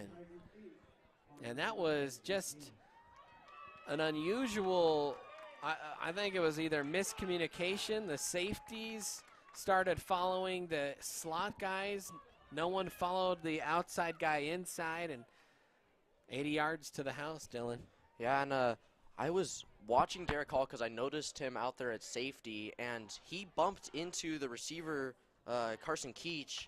And I think when he bumped him, he thought that the other safety was going to pick him up, but nobody did, and he was wide open in the middle of the field. And the Tigers' offense comes back onto the field like 2 minutes after they scored a touchdown. Yeah, and the defense has been fairly solid today for the Tigers, but one play can undo a lot of goodwill, and it did so there. And so now Ponderosa set to kick off with 5:53 remaining in the half and a 10-point lead. back to the Tigers as this one is sent high and over in. This is returnable from the 1. Bobbled there by Tolliver.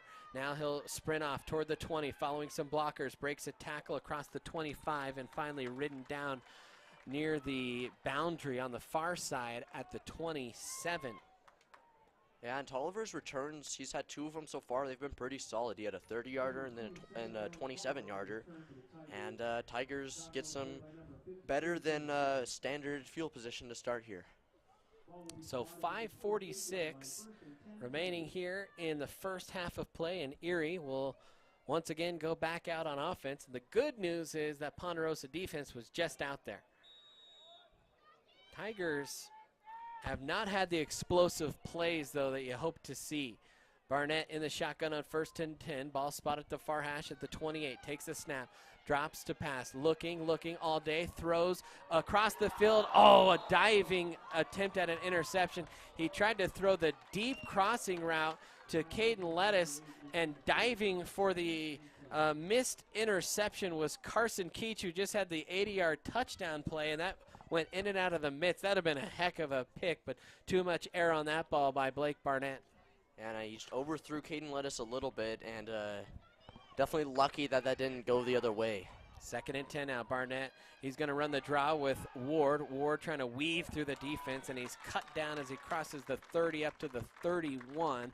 Decent pickup there of about 4 for Ronan Ward. Yeah, and after the quick score by Ponderosa, Tigers need to come up with a first down, keep the defense off the field, and this is a big 3rd down in this game. 5:17 in the quarter. Barnett in the shotgun. Ball spotted at the 32. 4 wide in the formation. Barnett gets the snap, looking to pass. Here's pressure. Swing pass out to Ward. Ward in the flat. Breaks 1 tackle. Spins on his feet. That's going to be really close to a first down. That was a heck of an effort by Ronan Ward. I think they might have it. They had to get to the 38, and that is going to be really close. I think the white hat already signaled first down, and yeah, that's a great play by Ronan Ward to make a man miss and just get a couple extra yards, and that is a huge first down for the Tigers. Man, that was all guts by Ronan Ward, the sophomore backup quarterback, playing some running back today, some slot receiver. He can do it all for this Tiger offense, and he has looked good in his touches today. 1st and 10 for the Tigers. Ball at the 39. Barnett in the shotgun. Ball spot at the near hash. Takes the snap. Looking to pass. Plenty of time. Throws the deep out. That one's caught by Donovan O'Brien, and he will spill out across the 50 down to the 45-yard line. And a good pickup there for the Tigers. Yeah, and that's a great pass by Barnett, just in a spot where only O'Brien could catch it.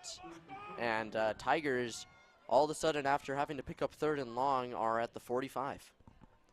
So a 16-yard pickup there for Erie. And they're back into Ponderosa territory. Ball spotted near hash again. 1st and 10. 4:07 remaining in the quarter. 3 wide to the far side. Barnett, he's going to run the draw. Waits for a block to materialize, and a great tackle. Just lassoing Blake Barnett around the ankles that time was Cape Olson. And that stopped, I think, what could have been a huge gain. Yeah, Barnett had a blocker leading him out, and Olson just finds a way through the trenches and drops Blake, and that could have been a big play, but instead it's only a 2-yard pickup. 3:35 left in this half. Tigers on the move, 3rd and 8. Lusk will change sides of the formation, 2 by 2. Barnett in the shotgun, takes the high snap, looking, has a man in his face, gets hit as he throws, it's intercepted. That ball fluttered after he got hit. It's intercepted. The man that hit Blake Barnett is down, and the return comes all the way up to the 41.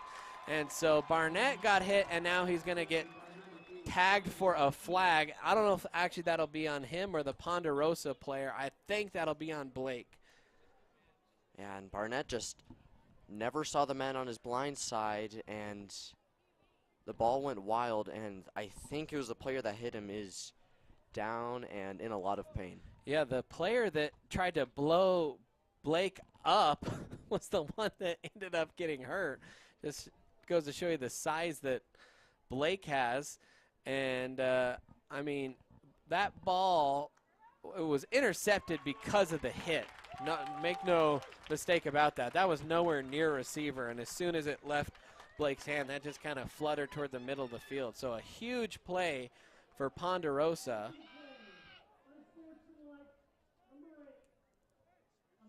And it's an unsportsmanlike on Ponderosa. So they called that one, they said number 8. That's Donovan Garcia for Ponderosa. And that will back Ponderosa up. They had it at their own 41 after the return of about 15 yards or so. And so they will start with it at the, 26-yard line.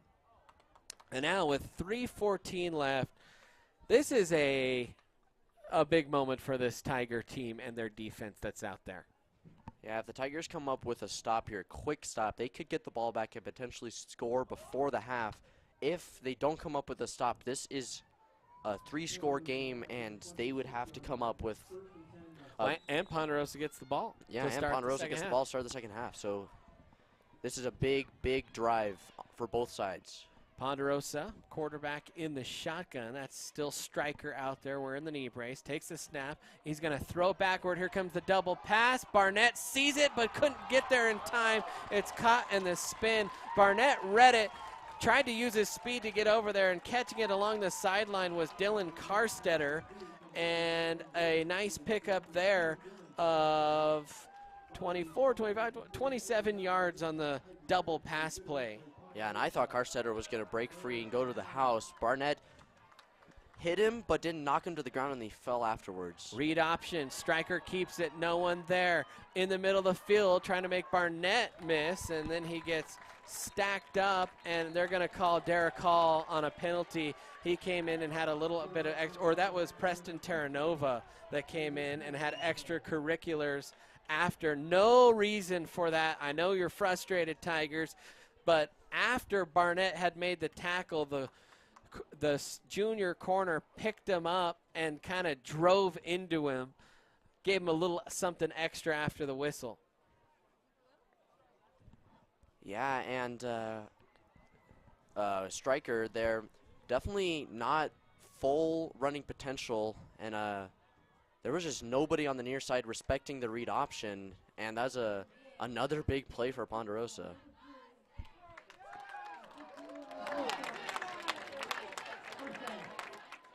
So tack on 15 more for the Mustangs, and now they will have it 1st and 10 at about the 17-yard line. And things going from bad to worse for the Tigers. They haven't clicked offensively into things. They've had a lot of long drives. Only have 8 points to show for it. And then defensively, they've made some nice stops this game, but now a couple big plays, and they're in some trouble here. Read option on 1st and 10. Stryker is out on the edge, throws the fade route. End zone, bobbled. Is it caught for a touchdown or intercepted? They're going to call a touchdown. There is a flag on the play. I don't know if this is going to be on Ponderosa. It could be on Carstetter, but I don't know. I saw some pushing, but this will be interesting. This call could decide a lot. The flag is in the end zone. And let's see.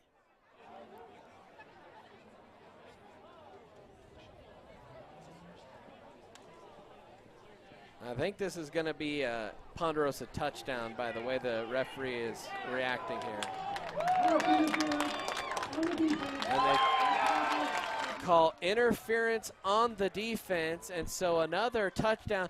Tell you what, I think that was Derek Hall. He had that in his hands. It was just ripped out of his hands in moss-like fashion. And I didn't even catch who had the touchdown catch. There's the snap. The extra point is up, and it is good. And now Ponderosa up big here, 25-8, 2:46 remaining here in the first half. Still a chance for the Tigers to score, but now it's like you got to score. Yeah, the Tigers, first time in a while that they've been down big, and the offense has gotten some decent drives, come up empty-handed a few times, and the defense has not stepped up as much as they did against Denver South. Tigers offense was not great against Denver South. They had a lot of failed drives, but now this game could be out of hand if the Tigers don't score before the half. By the way, some scores, and there's a penalty on Erie once again after the touchdown. So the kickoff's going to come from the Erie 45, and if you're Ponderosa, onside it. Yeah, I agree. Just do that. Ralston Valley leading Columbine 21-7. Pine Creek up on Grandview 17-3. Cherry Creek leading Thunder Ridge 7-0 in 4A. Broomfield is up 13-0 on Heritage. Vista Ridge, Palmer Ridge tied in the other two 4A games today. As here comes the kickoff from Ponderosa, and it will be just a kickoff. I will never understand that for as long as I live, why you would not onside kick that in that situation.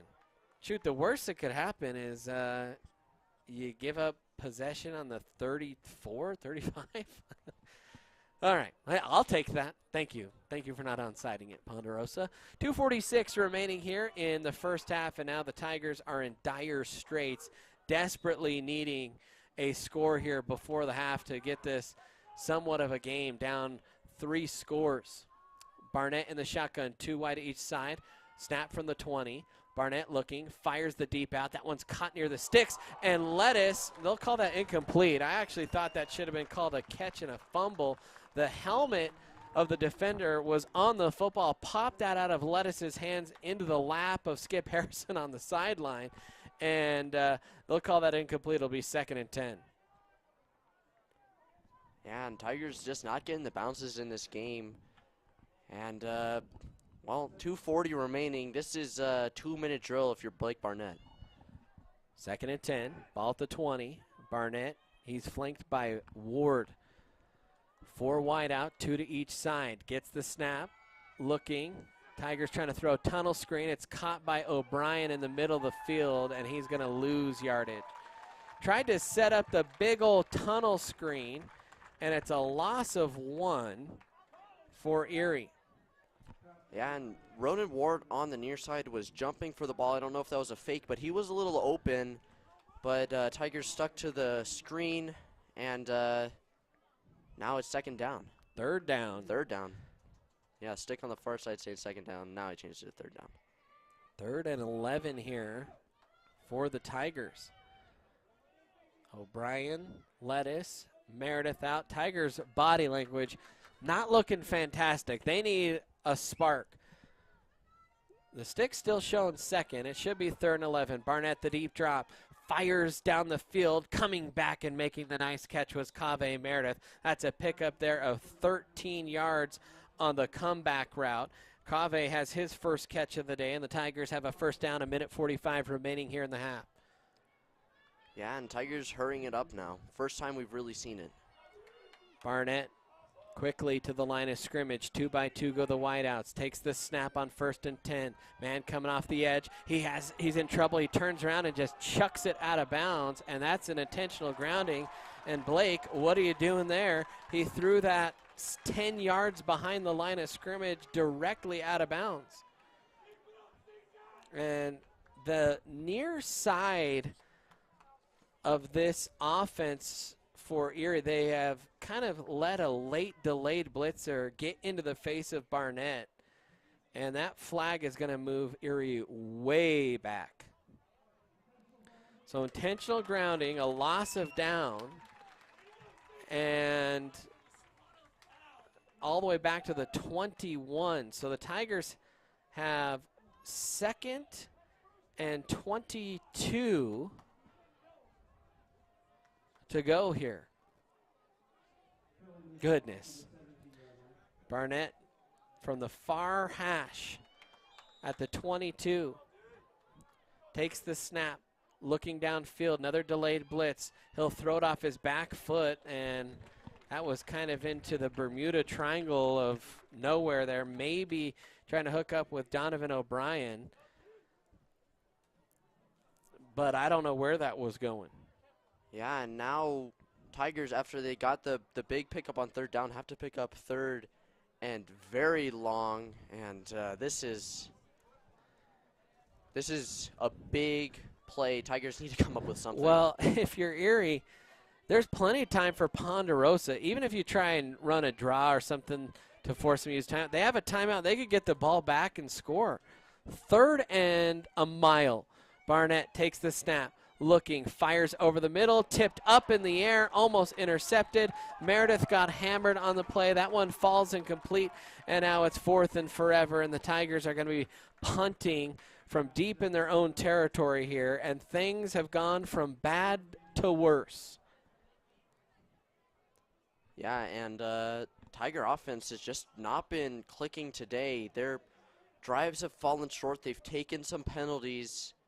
And, well, Caleb Harner is going to be forced to punt from the 5. So Harner, his heels on the 5. We saw, I think you mentioned, one almost blocked already. There's a high snap. Harner gets it. Nice punt from Caleb. This is going to go over the head of everyone. Lands at the Ponderosa 28 and skips out of bounds. That was a much-needed punt from Caleb Harner to at least give the Tiger defense a little bit of breathing room, but 1:10 remaining in this half, and Ponderosa has the ball again. And Erie has lost their heads a little bit. Yeah, that was a great punt from Caleb Harner. That was all of almost 70 yards. And, well, Tiger defense, if they can come up with a turnover, Tigers are in Ponderosa territory. But first up, they need to make a stop. So 1st and 10 for the Mustangs. Play action, post pass, big catch, still on his feet. He took a big hit from Tolliver, was the receiver. That was a nice catch on the post, and then the Ponderosa receiver is down. He took a big hit, stayed on his feet, tried to go, and then he stayed on the turf. The ball's at the 46. It was a pickup there of 19, and Ponderosa is just doing whatever they want right now through the air. And I'm not sure which receiver is down for Ponderosa. Liam Edwards is on the turf, and he'll be slowly helped to his feet. And he will, and actually I think that was Donovan Garcia. Yeah, and that was a big hit by Tolliver, and I am very surprised that the receiver for Ponderosa was able to stay on his feet.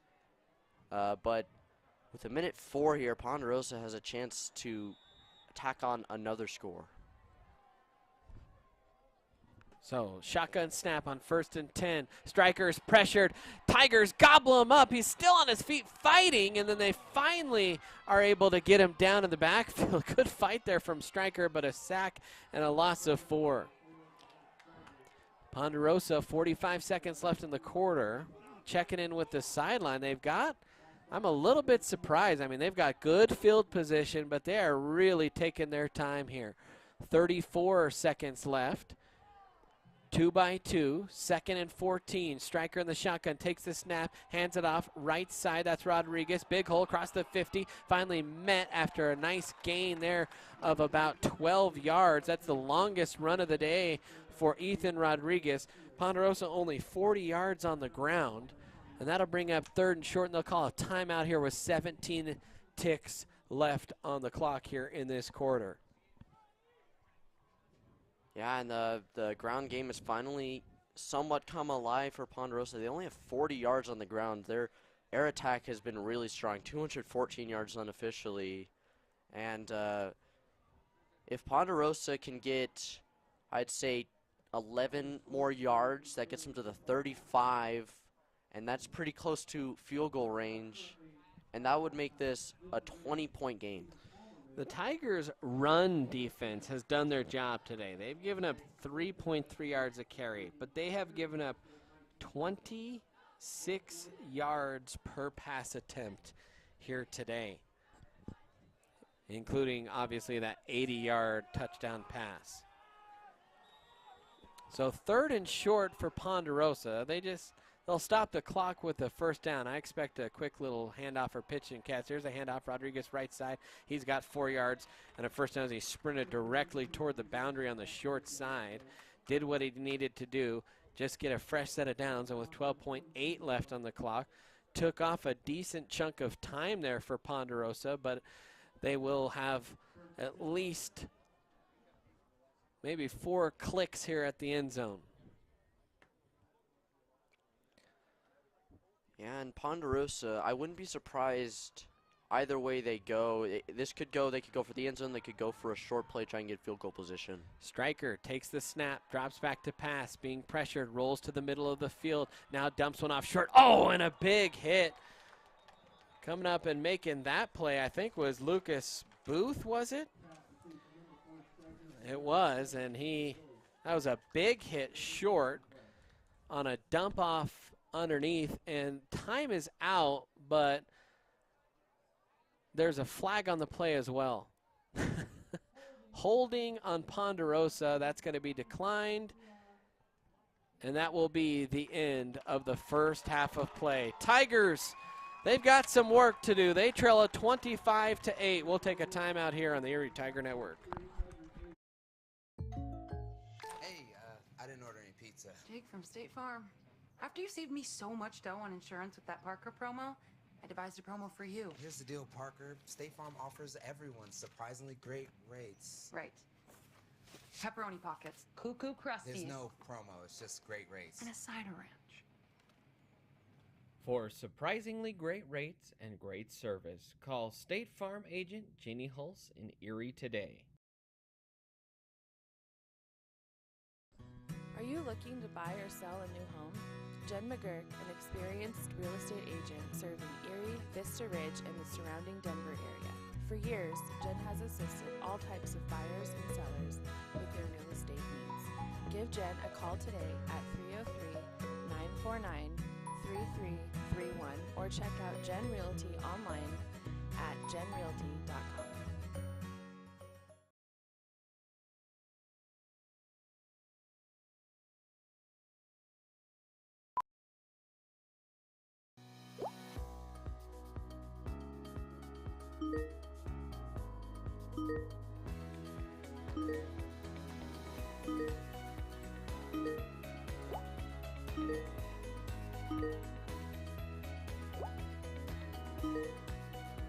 Every empty seat at a concert, game, or special event is a missed opportunity to say thank you to America's heroes. Donate your extra tickets to VetTix. Give something to those who gave. Go to vettix.org.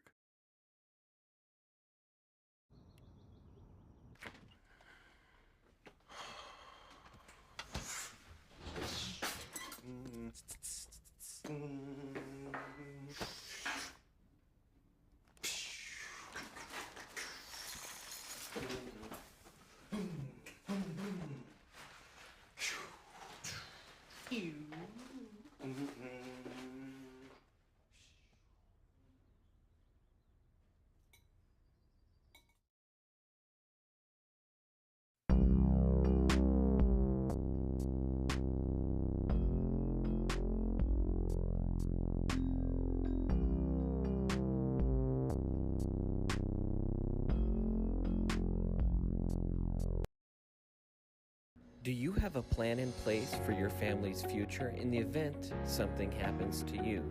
Are you caring for aging parents, grandparents, or a loved one with special needs?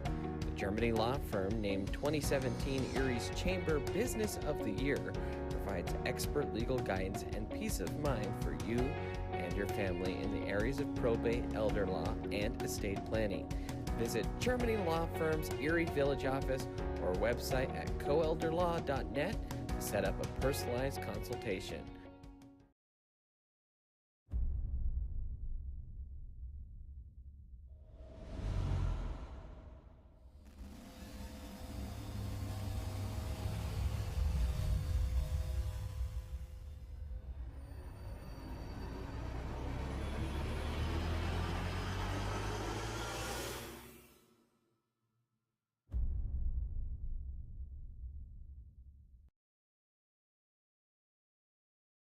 Do you have a plan in place for your family's future in the event something happens to you? Are you caring for aging parents, grandparents, or a loved one with special needs? The Germany law firm named 2017 Erie's Chamber Business of the Year provides expert legal guidance and peace of mind for you and your family in the areas of probate, elder law, and estate planning. Visit Germany Law Firm's Erie Village office or website at coelderlaw.net to set up a personalized consultation.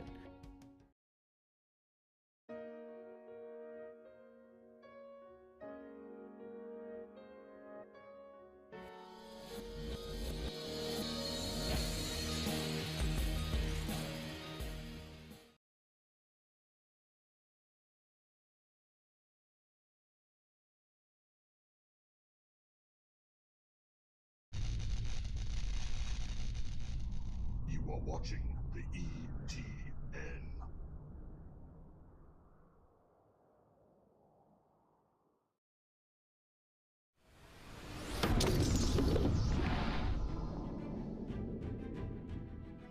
You are watching the ETN.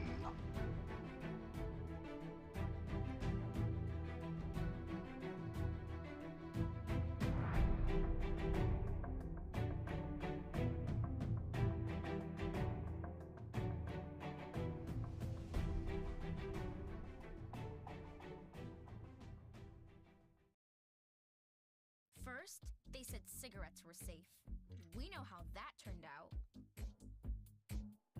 Now, they say they didn't market e-cigarettes to teens?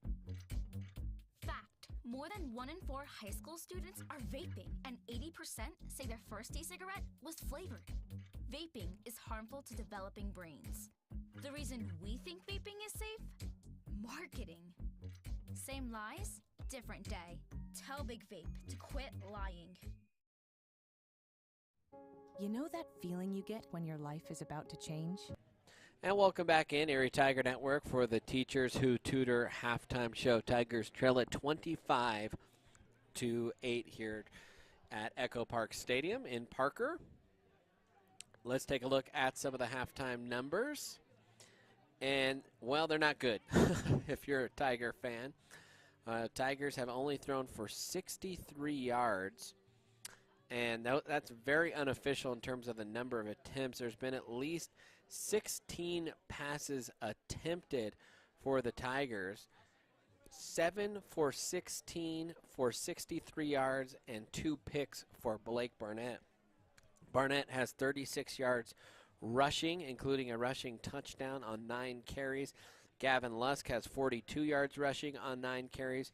Ronan Ward has 36 yards on 4 carries. And Logan Gilmore has 2 yards as well.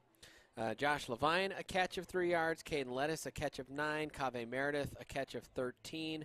Ward had a catch for 6.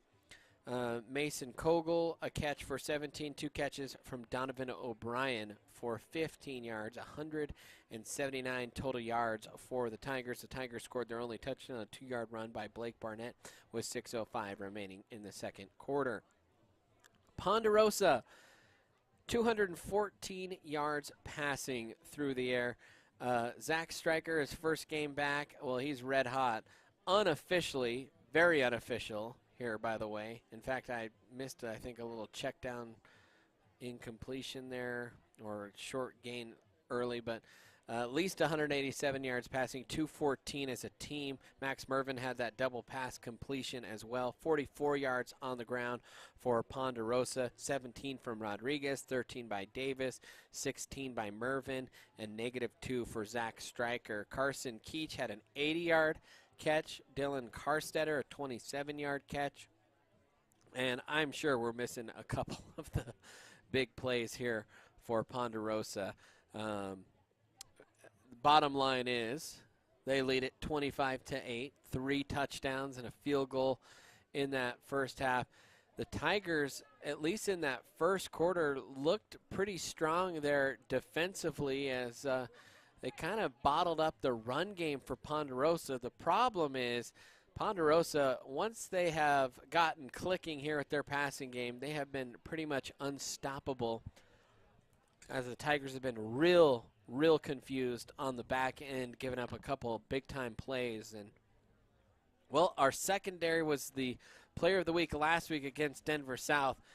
If the Tigers come back here, well, first of all, you got to get, I think, a 3-and-out to start the second half, and then you got to immediately score. But right now, enough blame to go around on both sides of the ball. Your Tiger offense has looked out of sync from the first drive. It was a long drive, but even on that 4th and 3, players on different pages. Defensively, players on different pages. Special teams, you don't convert the fake punt. Just has not clicked for the Tigers today. Yeah, and really it's been a few big plays. You had the 80-yard touchdown play, but I think the story of this game is that the air attack and the air defense for the Tigers has just been not what it normally is. The read option is not gone the Tigers' way, but man, Tiger fans, this game is going to be rough for the Tigers in the second half if they don't figure out how to stop the deep bomb. So the Tigers, as we said, trailing 25-8. This is the Teachers Who Tutor halftime show. Teachers Who Tutor is a teacher-created company located in Erie. They tutor students K through 12 in all subject areas. All tutors are certified teachers. Teachers Who Tutor find the perfect tutor to match your child needs, whether you're trying to get your kid up to grade level, extend their learning, or prep for the SAT. They're here for you. Contact them today at teacherswhotutor.biz. We are going to step aside, take another timeout. We'll come back, get you set for the second half here on the Erie Tiger Network. You know that feeling you get when your life is about to change? It's terrifying, sure, but isn't it exciting? You may not know with certainty what lies ahead, but that's what makes life, well, life. And even when the scene in the rear view is hard to leave behind, take a deep breath, hold on tight, and remember, there's no better way to move than forward.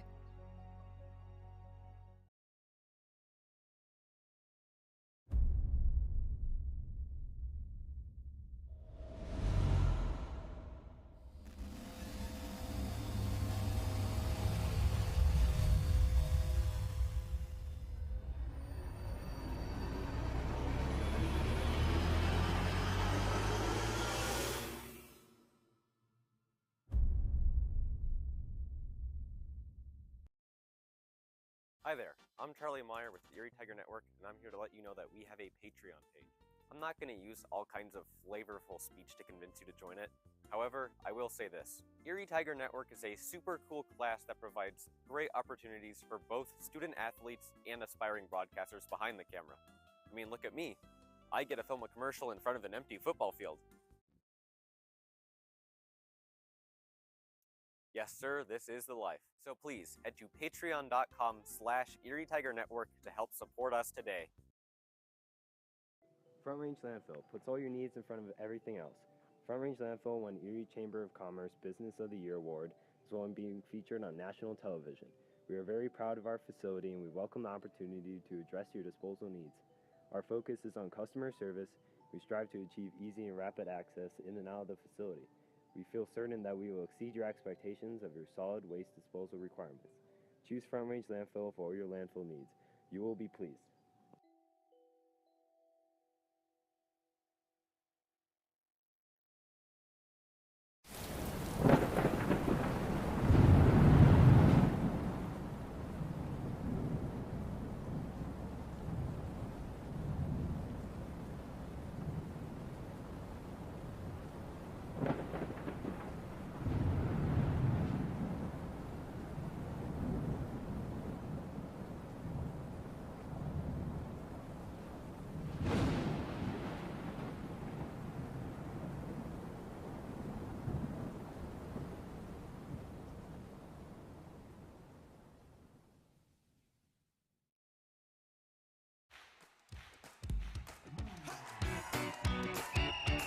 Kicking off the season, celebrating 35 years of serving our local community. Whether you're a contractor or a homeowner with a do-it-yourself project. At Budget Home Supply, we value a more personal relationship with our customers. Hey, Ernest. Hey, Vern. Whether you have a project in your kitchen or bathroom, a new outside deck, or just some general home improvements, indoors or out, come on down to Budget Home Supply. Hey, I didn't order any pizza. Jake from State Farm. After you saved me so much dough on insurance with that Parker promo, I devised a promo for you. Here's the deal, Parker. State Farm offers everyone surprisingly great rates. Right. Pepperoni pockets, cuckoo crusties. There's no promo, it's just great rates. And a cider ranch.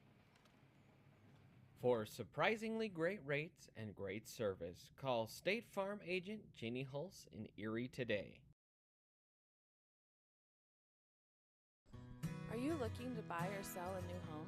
Jen McGurk, an experienced real estate agent serving Erie, Vista Ridge, and the surrounding Denver area. For years, Jen has assisted all types of buyers and sellers with their real estate needs. Give Jen a call today at 303-949-3331 or check out Jen Realty online at jenrealty.com.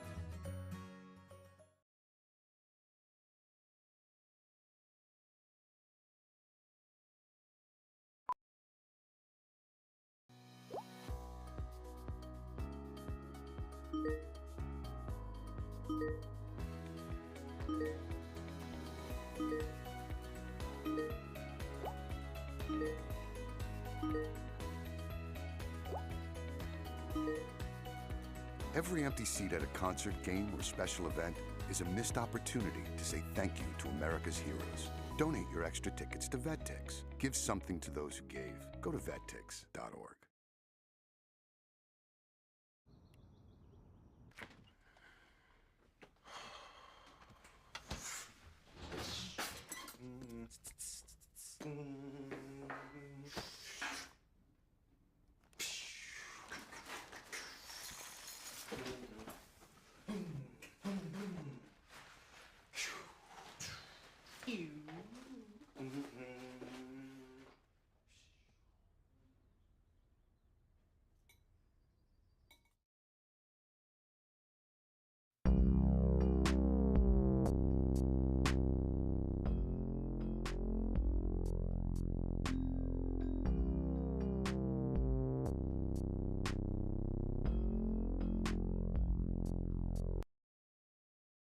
Do you have a plan in place for your family's future in the event something happens to you? Are you caring for aging parents, grandparents, or a loved one with special needs? The Germany law firm named 2017 Erie's Chamber Business of the Year provides expert legal guidance and peace of mind for you and your family in the areas of probate, elder law, and estate planning. Visit Germany Law Firm's Erie Village office or website at coelderlaw.net to set up a personalized consultation.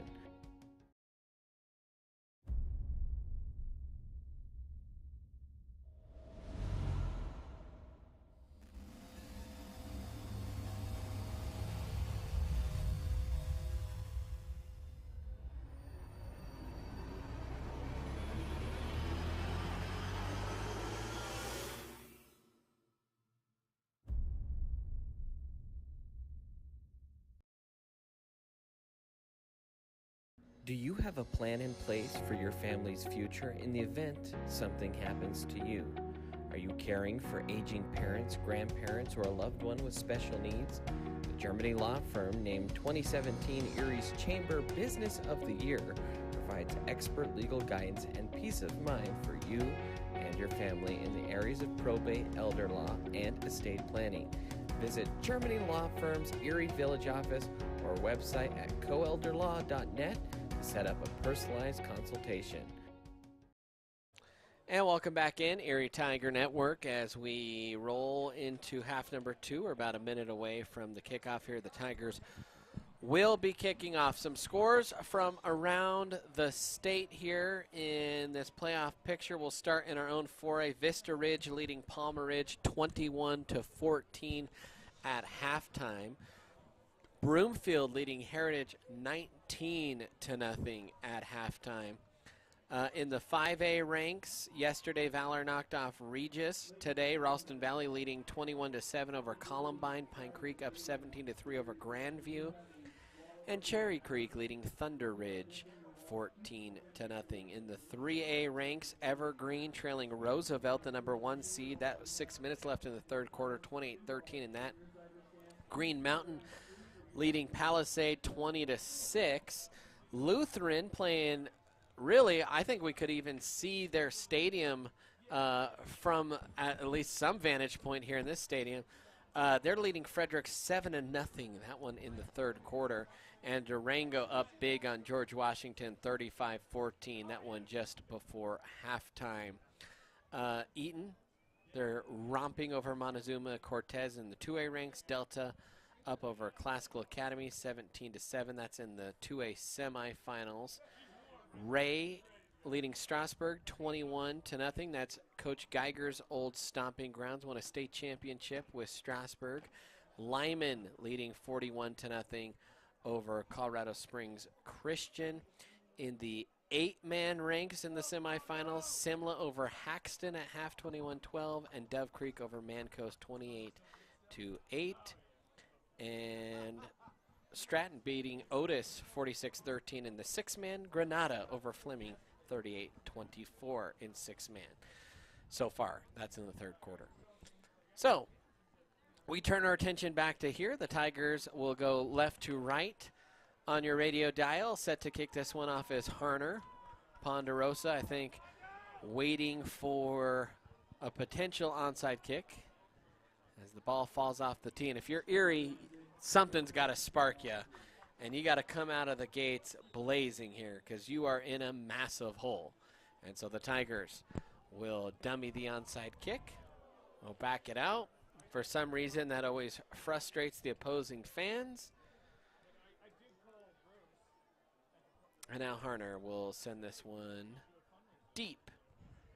And that one will sail all the way through the back of the end zone. Wind at the Tigers' back here this quarter, and Ponderosa will hope to pick up where they left off, and it was red hot Zach Stryker, who has missed several weeks for this Ponderosa team, back out. And you thought, well, his mobility is going to be limited. That hurt the Tigers last time. You'd assume he'd be a little rusty. Tell you what, he's been as sharp as a tack here today. So Stryker, 1st and 10, ball spot at the 20 in the pistol. He's got 4 wide, 2 to each side. Takes the snap, runs read, and a good tackle there at the line of scrimmage. Chase Olmstead came up into the hole and lassoed Rodriguez around the ankles. A pickup of maybe 1 for Ethan Rodriguez. Yeah, and the Tigers' run defense has done its job. We mentioned that in the halftime show. But if the Tigers want any chance in this game, their pass defense has got to step up. 2nd and 9 here for the Mustangs. Back to pass to Stryker. Fires the curl route.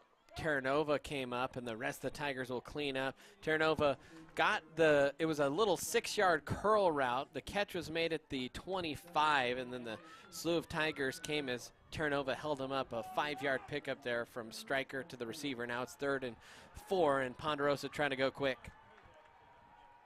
Stryker in the pistol, takes the snap, bobbles it, now has a hole, and he's going to get the first down. Man, you just talk about unluckiness for the Tigers. The way the hole opened up, I don't know if it was a designed run, but Stryker bobbled it, and he looked up, and there was the seas parting as the Tigers blitzed heavy from the far side. He ran it to the near side and got the first down out of bounds at the 34. Yeah, that's a great play from Stryker to be aware and find the hole, and that's a big first down for Ponderosa. 1st and 10 near hash, snap, play action, pass, through the wickets and just short of Blake Barnett. It was good coverage that time by Braylon Tolliver. It was a little read option pass, and Tolliver was blanketing the receiver. It went through his mitts and just fell at the feet of Blake Barnett. 2nd and 10. Yeah, one of the first time Tigers have been real close to getting a turnover in a long time. And, well, Second down now for Ponderosa. 2nd and 10, ball at the 34. Striker in the pistol. Tigers showing blitz. Handoff up the middle, and the Tigers were right there for a loss of 1 from Rodriguez. And that'll bring up 3rd and 11. Yeah, and this is a huge 3rd down for both teams. If Ponderosa picks this up, they keep the drive going. If the Tigers come up with a stop, they can get the ball back in the hands of their offense. Tigers a little late with some personnel. Striker gets the snap, throws over the middle, intercepted! Blake Barnett, he's at the 40, the 35, stretches it to the sideline, the 20, Barnett to the 10, dives for the pylon. Is he in? The official says he stepped out at the 3, and a huge interception for Blake Barnett, and the Tigers will have it 1st and goal at the 3. And that is exactly what the Tigers needed after half. And if they punch this in, all of a sudden it's only a 10-point game. A 10-point game, and it could be in less than 2 minutes, and you kicked off the ball. That would be about as best a scenario as you could draw up. Yeah, and we talked about this in the half off the air, that the Tigers have not gotten a legit turnover in a long time, and that is a huge turnover in this game. So 1st and goal for the Tigers. Ball spot at the far hash at the 3. Barnett under center. I think that's Lusk behind him. Barnett's going to power it himself. Left side moves the line of scrimmage. The official on the far side coming in. No signal yet. They're going to call him down at the 1. A 2-yard pickup there by Barnett. Yeah, and it looked like for a second Barnett was going to get enough people behind him to push him into the end zone, but good job by Ponderosa standing up at the goal line. So 2nd and goal from the 1. Tigers quickly to the line of scrimmage, showing that they're going to do the same. Barnett takes it and just runs it over the left side, sticks the arm out, puts the ball over the goal line, and scores a touchdown for the Tigers. And what a start in the second half. 9:56 remaining in the 3rd quarter, and the Tigers strike 1st in the half. Yeah, and that's a great job scoring quickly after the turnover, keeping time on the clock. Tigers, that is a huge factor in this game. Now the Tigers lining up in an extra point formation that's kind of that swinging gate style. Ward checking in. He's the only person back there. Will they motion it back? They do, and they will set into field goal formation. Tigers trying to make it a 10-point game with the extra point. Harner setting up. Now the officials have to move into position as well. The snap low. The hold is good. The kick is up, and it is good. And so the Tigers, in 2 minutes and 4 seconds, they flipped the script a little bit, and they're back to within 10. We'll stick right here, as this 3rd quarter is brought to you by 3M Farms, Erie's homegrown nursery just north of Collier's Hill on Road 3.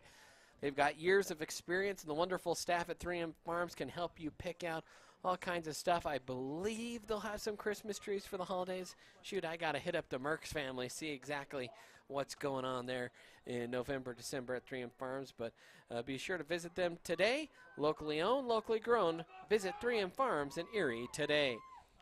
So the Tigers set to kick this one deep after a huge touchdown, an interception by Blake Barnett, and then he punched it in himself.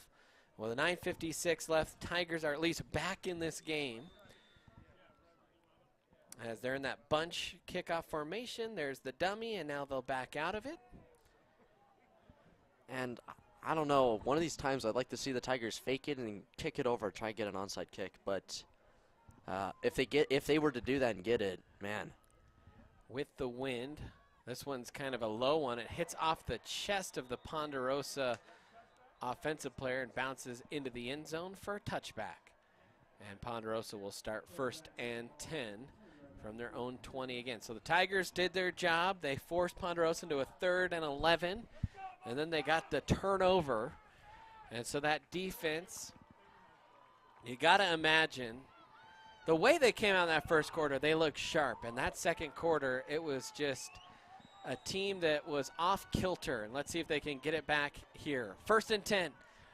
Striker in the shotgun. Looks for the bubble screen near side. Caught at the 20. Nice block on the edge and out. And a flag coming in. We might see a hold call all the way back at the line of scrimmage. It was a nice little 13, 14-yard pitch and catch on the quick screen on the near side for Ponderosa, but then the flags came flying, and I think we're going to see a hold on the Mustangs here.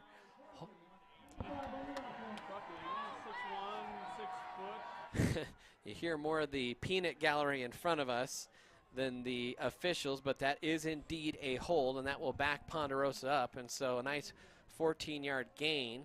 They're going to call that one 3 yards down the field, so it'll be, I believe, 1st and 17, and they made Preston Terranova and Max Mervin come together and kind of shake hands in a show of sportsmanship. I think that's ultimately who got tagged with the call was Max Mervin. Yeah, and that's a big break for the Tigers after the touchdown, the turnover of the touchdown, and then that would have been a quick first down, but instead it's 1st and long. 1st and long for Ponderosa. 1st and maybe a short 16 or a long 16 here. I don't know. 16, 17 yards. Striker in the pistol, runs play action, looking to pass, has a man open. Now he'll pull it down and run. Gets it to the near sideline, and he's hit. The ball popped free, and they'll call him down and out of bounds first. And that was an awkward hit that Striker took. He did get past the original line of scrimmage, about 7 yards there for Striker. I tell you what, for a guy who had a knee injury, has a big brace on, he's been pretty mobile today. Yeah, I think the Tigers have been a little bit surprised by his mobility, and that's why he's been able to run for so much. 2nd and 9 here for Ponderosa. In the pistol here is Striker. Takes the snap, turns, gives it right side. Davis trying to get to the edge. Had a small hole, and it was an excellent tackle by Jace Onstead. He has had a nice start to this half as Rodriguez picked up about 4 yards on the play. That looked like it could have gone for a lot more. Actually, that was Sean Davis on the carry, and it was a nice tackle. So 3rd and 4 here. Quickly, the line of scrimmage is Ponderosa. Showing blitz are the Tigers. Now Ponderosa will look to the sideline. They'll check the play. Ball spotted at the far hash. 2 wide outs on each side. There's the snap. Striker looking. Fires the deep out cut, and it is off the fingertips of his intended target. That was a long throw to the near sideline at the 38, and not able to haul it in that time was Max Mervin, and the Tigers force a 3 and out, and here comes the punt unit for Ponderosa. Oh, man, this game, after we were saying our grievances during the halftime off the air, but man, the Tigers come up with 2 big stops, and if they get the ball back here, assuming Ponderosa doesn't run a fake, they could score and make this a 3-point game. Tigers ran a fake from their own 27, Ponderosa at their own 26. Blake Barnett back to return this punt for the Tigers. Into the wind, although there's not much of a breeze, at least on the flagpole right now. There's the snap. Tigers tried to send pressure. That punt was away. Checks just across midfield at the 46, across into the 43 is where it finally rolls out of bounds. And the Tigers will have good field position. So they get an interception and a touchdown, then a 3 and out, and they get the ball back, and they have it near midfield with 8:22 remaining in the 3rd quarter.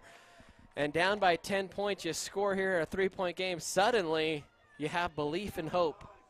Yeah, and great halftime adjustments by Coach Geiger on the defensive side of the ball. And the Tigers' offense hasn't been great today, but if they score here, they can make up for a lot of that. 1st and 10 for the Tigers. Barnett in the shotgun takes the snap, gives it. That's Ronan Ward with it. Big hole across the 40. He has a foot race across the 30, the 20, and finally ridden out of bounds at the 15-yard line. Another big play. Barnett is celebrating, and a flag coming down inside the 10 well after the play is over, so someone's going to get tagged with a personal foul here. I think this might be excessive celebration on the Tigers after that was a big run by Ronan Ward to the outside. And a great job by the safety for Ponderosa to prevent that from being a quick score. 40 yards on the carry from Ronan Ward. He's got 76. And I'm not sure who this flag is on. It's definitely going to be after the play was over. And I can't tell which direction the officials are pointing. Erie expects this to be on them. So it is an unsportsmanlike on Erie, and that's unfortunate because Instead of having it 1st and 10 on about the 16-yard line, they're going to have it at the 32 is where they will spot it. So still in Ponderosa territory, 8:14 remaining here in this third quarter. Tigers quickly the line of scrimmage. Gavin Lusk now out there for Erie. Barnett in the shotgun, ball spotted at the far hash. Barnett takes the snap, runs Reed, gives it to Lusk, up the middle, fights for some tough yardage, still on his feet, and puts the nose of the football near the 25. A pickup there of 6 yards. They'll mark him down at the 26 is Lusk. He's got 48 in the ball game. Yeah, and that's one of the few times this game that the read option has actually worked decently for the Tigers. And pick up the first down here. You're in the red zone, and you're threatening to make this all of a sudden a one-score game. By the way, Ronan Ward back out there for Erie. Barnett takes it. He's going to run Reed with him. He keeps it himself. Nowhere to go. Spins, and somehow, Houdini-like, Blake Barnett picks up 3 yards. He was met in the backfield, spun forward, and just kind of exploded for 3 yards. That'll bring up 3rd and 1. Yeah, and that read option, I was just contained on either side by the linebackers for Ponderosa, and now Tigers got to convert on 3rd and 1. 3rd and 1. Ball spotted at the Ponderosa 23-yard line. Barnett in the shotgun, too wide to the near side, takes it, runs it himself, met in the backfield, and he is taken down. That was a run blitz all the way. It was timed perfect, and Barnett got back to the line of scrimmage, and that's it. And now, all of a sudden, you have a 4th and 1 here. This is kind of on the edge of field goal range. Tiger trying to go for it quickly. Barnett's going to get it. He's going to run sneak. He's going to run it straight ahead. It's going to depend on the spot. Tigers tried to go quick. I think they've got it. Both officials look like they're down to the 21. They had to get to the 22. I think Blake picked it up. Tigers were trying to go lickety-split there. That's already the 3rd QB sneak of the game for the Tigers and a fresh set of downs. Exhale there a little bit. Yeah, that's a big pickup for the Tigers. After last time they went for it deep in Ponderosa territory, they failed to get it. And now Tigers have a chance here at the 21. Trips to the near side. Barnett in the shotgun, 1st and 10 from the 21. He runs Reed again, keeps it himself up the middle, sneaks through a small hole. The linebackers chase Ward. It was a good read that time by Blake, and he picked up 5 yards. Yep, and if you're the Tigers, just keep getting those little chip yardage here in the red zone. And 2nd and 5 now. Little inverted veer run there. Baltimore Ravens style there. 2nd and 5 for the Tigers. Ball spotted near the 16. Barnett in the shotgun. Ball spotted far hash. Trips to the near side. Gives it. Ward up the middle. Good burst of speed. Needed 5, and he is down just inside the 11. That is right where the first down marker is, and the officials giving him the spot. 6 yards for Ronan Ward. And, man, has he been a little spark for this Tiger offense. He's got 82 yards rushing on only 6 carries. So 1st and 10 here for Erie at the 11-yard line.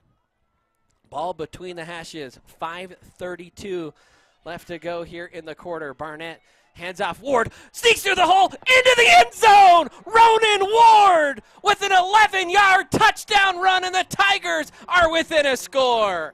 Yeah, and the halftime adjustments from Coach Geiger have worked beautifully, and on 2 drives, the Tigers, without even spending 7 minutes, are within a score.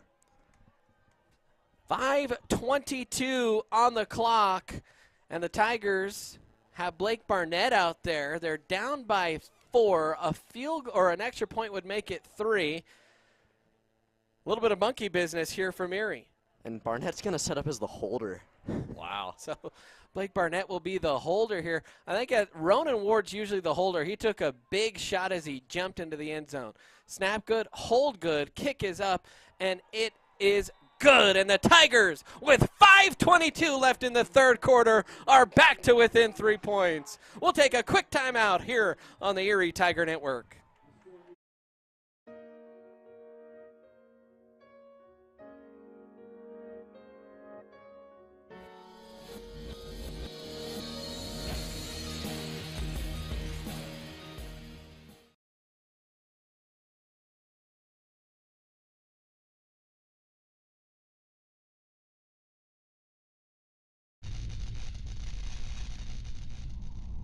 watching the ETN.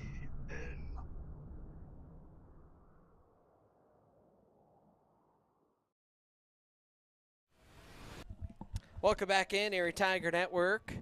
25-22. Ponderosa leads it. But this has been a fantastic start to the quarter for the Erie Tigers. And, yeah, you can't draw it up any better than that. So Erie will dummy the onside kick once again. And now they will send this one deep. You can hear Ponderosa parent yelling, "Get loud," and they finally get loud. And there's the kick, and that one is going to be a touchback. So 1st and 10 again here from Ponderosa at their own 20, and the Tiger defense much sharper here in half number 2. Yeah, they've only given up 1 first down in this game, then forced the interception, almost returned for a touchdown, and then the 3 and out after that. And, man, I was saying off the air, a lot of stuff we said off the air is completely wrong in the second half, that the Tigers defense was just looking slow, not looking great, but all of the sudden, they've come up with 2 huge stops. So 1st and 10, 3 running backs in the backfield. Here's the quick curl route, catch, broken tackle there. Oh, that ball was being held out. Blake Barnett tried to punch it. It was the pass catcher for Ponderosa, Max Mervin, who picked up 8 yards there on the quick little curl route. Turnova tried to come up and couldn't quite make the tackle. Now quickly, 2nd and 2 here for the Mustangs. They've got 3 running backs. They'll check in with the sideline. Ball spot on the near hash at the 28. There's a snap, give, big hole there, and diving down to the 35 for a 7-yard pickup was Ethan Rodriguez. Yeah, and one thing I noticed is that Tigers have changed up their coverage a little bit. Earlier in the game, it was Derek Hall on Max Mervin, and now Preston Terranova's covering him. Max Mervin had a lot of big catches in that first half, and Tigers may be looking to neutralize him. So 1st and 10 for Ponderosa. Nose of the ball right at the 35. Ball spot on the near hash. Again, 3 running backs. Tigers show a little run blitz. Communication. Striker getting out of the pocket. He's going to be dropped. A loss of 5 and a flag on the play. I think this is going to be a hold on Ponderosa, but with a 5-yard loss and a loss of down, the Tigers might decline this. Except the flag is 5 yards deep in the backfield. This is kind of one of those half a dozen one way, 6 the other. And they will decline it. So it'll be 2nd and 15. I agree with that. You get a play for a loss and they get a loss of down. And that was just miscommunication. Striker went to hand it off to his left. The running back had vacated, and he had to get out of dodge. So ball spot at the far hash on the 30. 3 running backs. It's 1 to each side and 1 4 yards behind him. He'll fake a pass, throws the swing route, caught by Davis, up the field, and he gets back to the line of scrimmage, and that is it. No gain on the play. The Tigers do a great job diagnosing. And now some of the frustration from Ponderosa, you can hear it. They're starting to get frustrated. Yeah, and that was almost out of the reach of Sean Davis, and now Tigers 3rd and long. 3rd and 15. Ball spotted from the near hash. Striker, a quick pass. That one is to the original line of scrimmage, and the Tigers stop on first contact, and it's another punt coming here for Ponderosa. 3:35 remaining in the quarter, and they're going to send this one right back to Erie. Yeah, and after just some awful pass defense in the first half from the Tigers, they've only given up 10 yards in the second half. So here comes the punt team. 4th and 10 here for Ponderosa. And Blake Barnett back to receive at the 30. 3:10 remaining here in quarter number 3. Tigers trail it by 3. Tigers showing some pressure. They'll bring one man off the edge. He goes head over heels, and this ball's going to bounce. I was watching. Barnett will pick it up off the bounce, and then he'll return it up to about the 40. I was watching. I think Keaton Strange tried to, or Jason Olmstead, who was that, tried to block it, went head over heels, and then fell, and then the punter fell backward over him. think he was trying to get the running into the punter call, and the referee did not trigger the flag. Yeah, and I think that might have been Caden Lettuce trying to block that, and he is limping around. And yeah, that was one where, I don't know, I think that's Caden Lettuce over there. Can't see the number. He tried to go over the blocker for Ponderosa, maybe got a helmet to the stomach a little bit. And yeah, And he wants to trot in on offense. And it is Lettuce. Yeah. So trip to the near side. 1st and 10 for the Tigers. They have it at the 40. Good field position. Barnett in the shotgun. He's going to run it himself. Left side makes one man miss. Up the sideline. He's got a head of speed. He's got one man to beat. Up to 40. High stepped and finally corralled out of bounds. Tried to maybe shimmy to the inside. It was defended well. He shoved him out at the 28. But a pickup there of 32 yards for Blake Barnett. And the Tigers are, well, they're cooking now. Yeah, the story of the first half was shutting down the read option and the run from Blake Barnett. And all of a sudden, Barnett almost doubles his yardage on the day on the ground, and the Tigers are almost back to the red zone just like that. Yeah, they'll mark him all the way down to the 27. 1st and 10 for the Tigers at the Ponderosa 27. 2:44 left. Ball spotted far hash. Barnett takes the snap, throws the quick curl route. That's caught on the far side. Lettuce breaks the tackle up the sideline. 10-5 touchdown Tigers! Oh, they have come all the way back to take the lead with 2:36 left in the 3rd quarter. Yeah, and Caden Lettuce just making a man miss down the sideline. And the Tigers have the lead after trailing by 17 at half, and there's still 2.5 minutes left in the 3rd quarter. Unbelievable!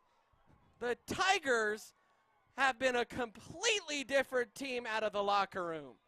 My goodness. So Ronan Ward set to kick the extra point, or in the little formation. Now he'll shift to the extra point. It's Caleb Harner set to kick the extra point. They've got a shook here, Dylan. So Harner will kick this one through the pipes. And the Tigers lead it 29-25. 2:36 remaining in the 3rd. We'll take a timeout here on the Erie Tiger Network.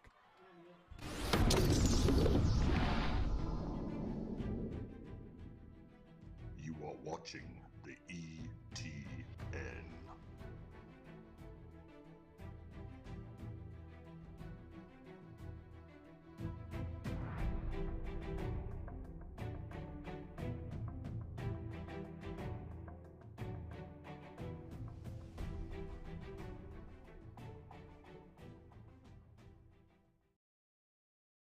First, they said cigarettes were safe. We know how that turned out. Now, they say they didn't market e-cigarettes to teens? Fact, more than 1 in 4 high school students... And welcome back in Erie Tiger Network, where the Tigers have stormed back to take the lead, 29-25, a perfect quarter. And they will dummy the kickoff there, almost fallen offside. I think it was Connor Hill, and now Harner set to kick off for, what, the 4th time here this quarter. And this one is into the end zone for a touchback. Wow. Hard to believe after how bad the 2nd quarter was that this was possible. And Ponderosa may be a little shell-shocked right now. Yeah, the fact that the Tigers, they didn't make any stops in that first half, really, any notable stops. And then they have 1 first down, make a stop, 3 and out, and then another first down, make a stop. And man, oh man, this game has flipped on its head. So Tigers with the lead on defense now. 1st and 10 here for Ponderosa. High snap. Striker to pull the ball down. Intercepted! Intercepted by the Tigers on a quick little pass play. I think that was Preston Terranova, and he just got wrapped up, or he might have taken that to the house for a pick 6. Flags raining down on the field after the play, as I still think that was Preston Terranova. It was Preston Terranova. Go Supernova! And the Tigers have it 1st and goal right now, pinning the flag. Yeah, and a lot of times that the Mustangs has thrown that screen pass, it looked like the Tigers were a foot away from taking it And that time they do, and all of the momentum is going to the Tigers. It looks like the field is tilted right now, and man. This is almost indescribable how quickly this game has turned on a dime. We're hoping that Erie could maybe mount a charge and come back by the end of the game, but they have a chance to go up 2 scores, and there's 2:27 left in the third quarter. Long conference by the officials here. And the second interception of the quarter for Stryker. And the officials are bringing the ball here to the near side. They had an extra ball on the field, maybe? I don't know what happened there. But I think it just team ball. They gave it back to Ponderosa. They're spotting the new one. But it's a conference with the Ponderosa head coach, Jaron Cohen. And I don't know if this is on Erie or if he is just wanted an explanation. I would not be surprised if there was a sideline penalty on Erie. The whole side, like half of the sideline was out on the field after that pick. And the town of Erie is ready to move onto the playing surface.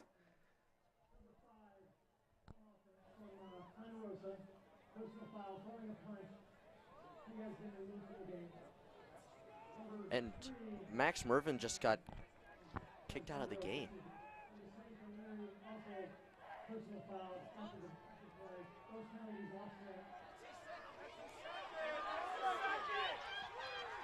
So the penalty's offset, but there was a player ejected.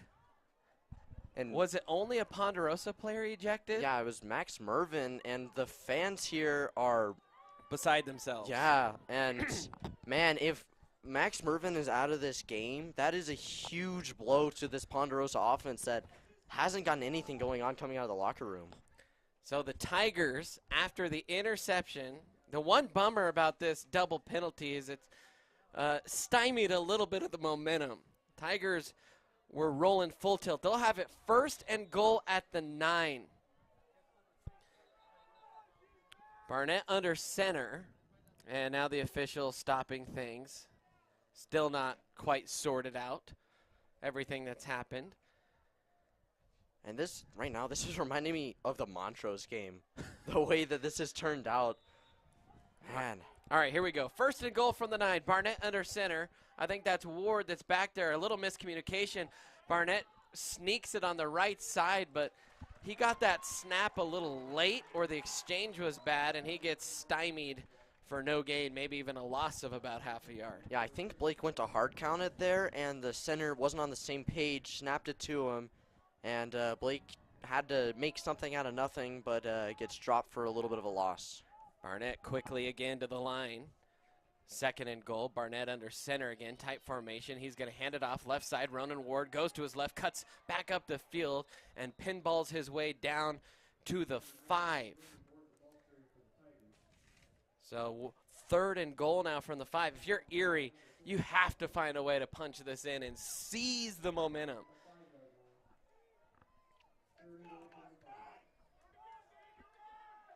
So 3rd and goal from the 5. Ward, Barnett out there for the Tigers. In the backfield, you have Meredith, Josh Levine, Kogel, and Lettuce. Barnett in the shotgun, scans the field, sends a man in motion. That's Meredith. He's going to snap it, goes the opposite way as the motion man, tucks it toward the goal line, and bulldozes his way in for a Tiger touchdown, and they lead it by 2 scores with 1:08 left in the third quarter. And Barnett has been a man on the mission after a tough first half, and the Tigers, after they were down 3 scores at half, have a 2-possession lead. What in the world is happening in this game? Ward in the offset extra point. That's what we'll call that formation. Offset extra point will now motion Harner and the rest of the extra point team into formation. Harner will set up. And this stadium in a state of shock.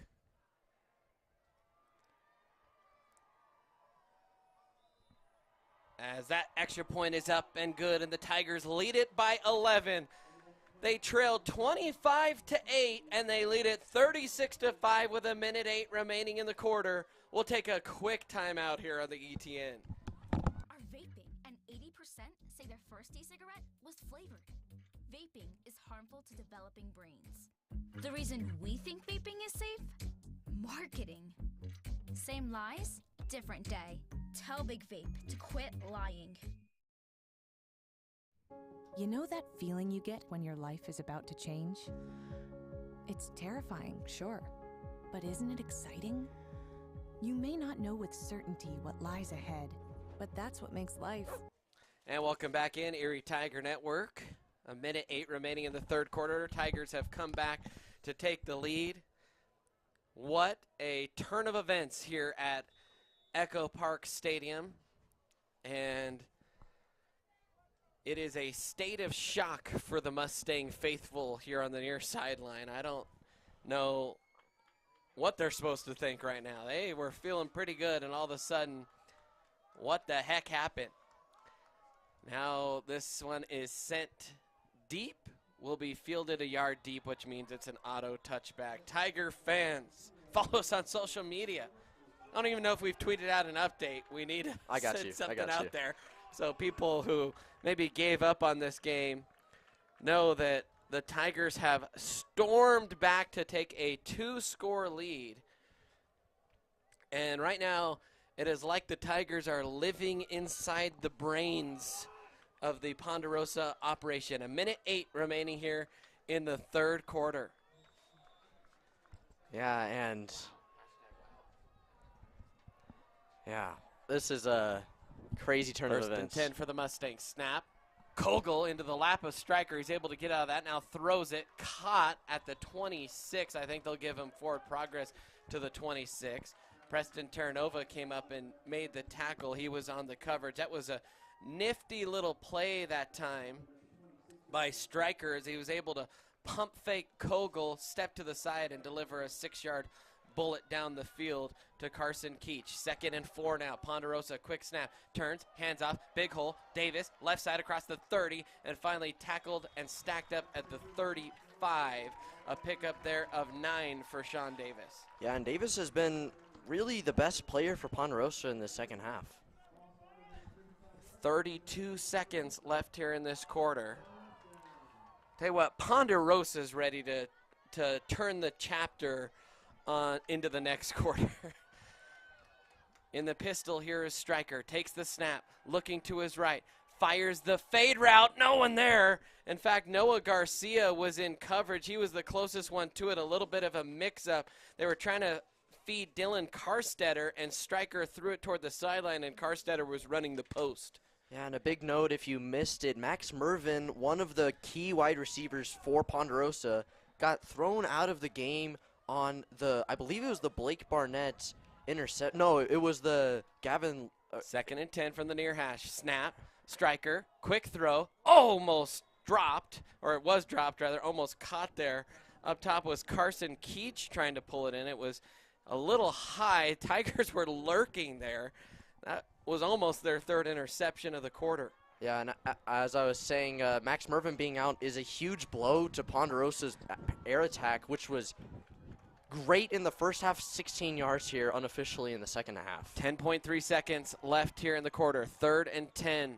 Ponderosa has it on their own 35. They'll motion into a tight set. Stryker takes a snap, drops, fires over the middle, and it was in no man's land. A little miscommunication. Tolliver and Barnett were in the area, and it is another 3rd down stop for the Tigers, and this quarter will end in the same fashion that it has been accustomed to all quarter, with Ponderosa on their heels, and now they have to punt.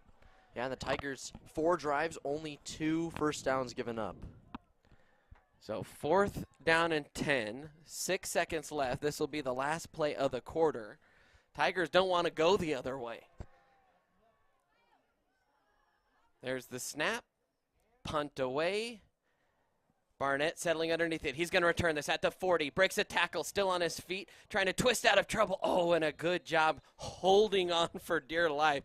Had Blake been able to scooch out of a ankle grab, he would have had green grass an opportunity in front of him.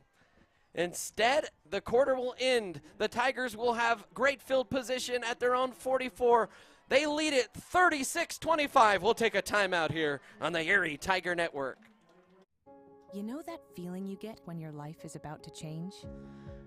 It's terrifying, sure, but isn't it exciting? You may not know with certainty what lies ahead, but that's what makes life, well, life.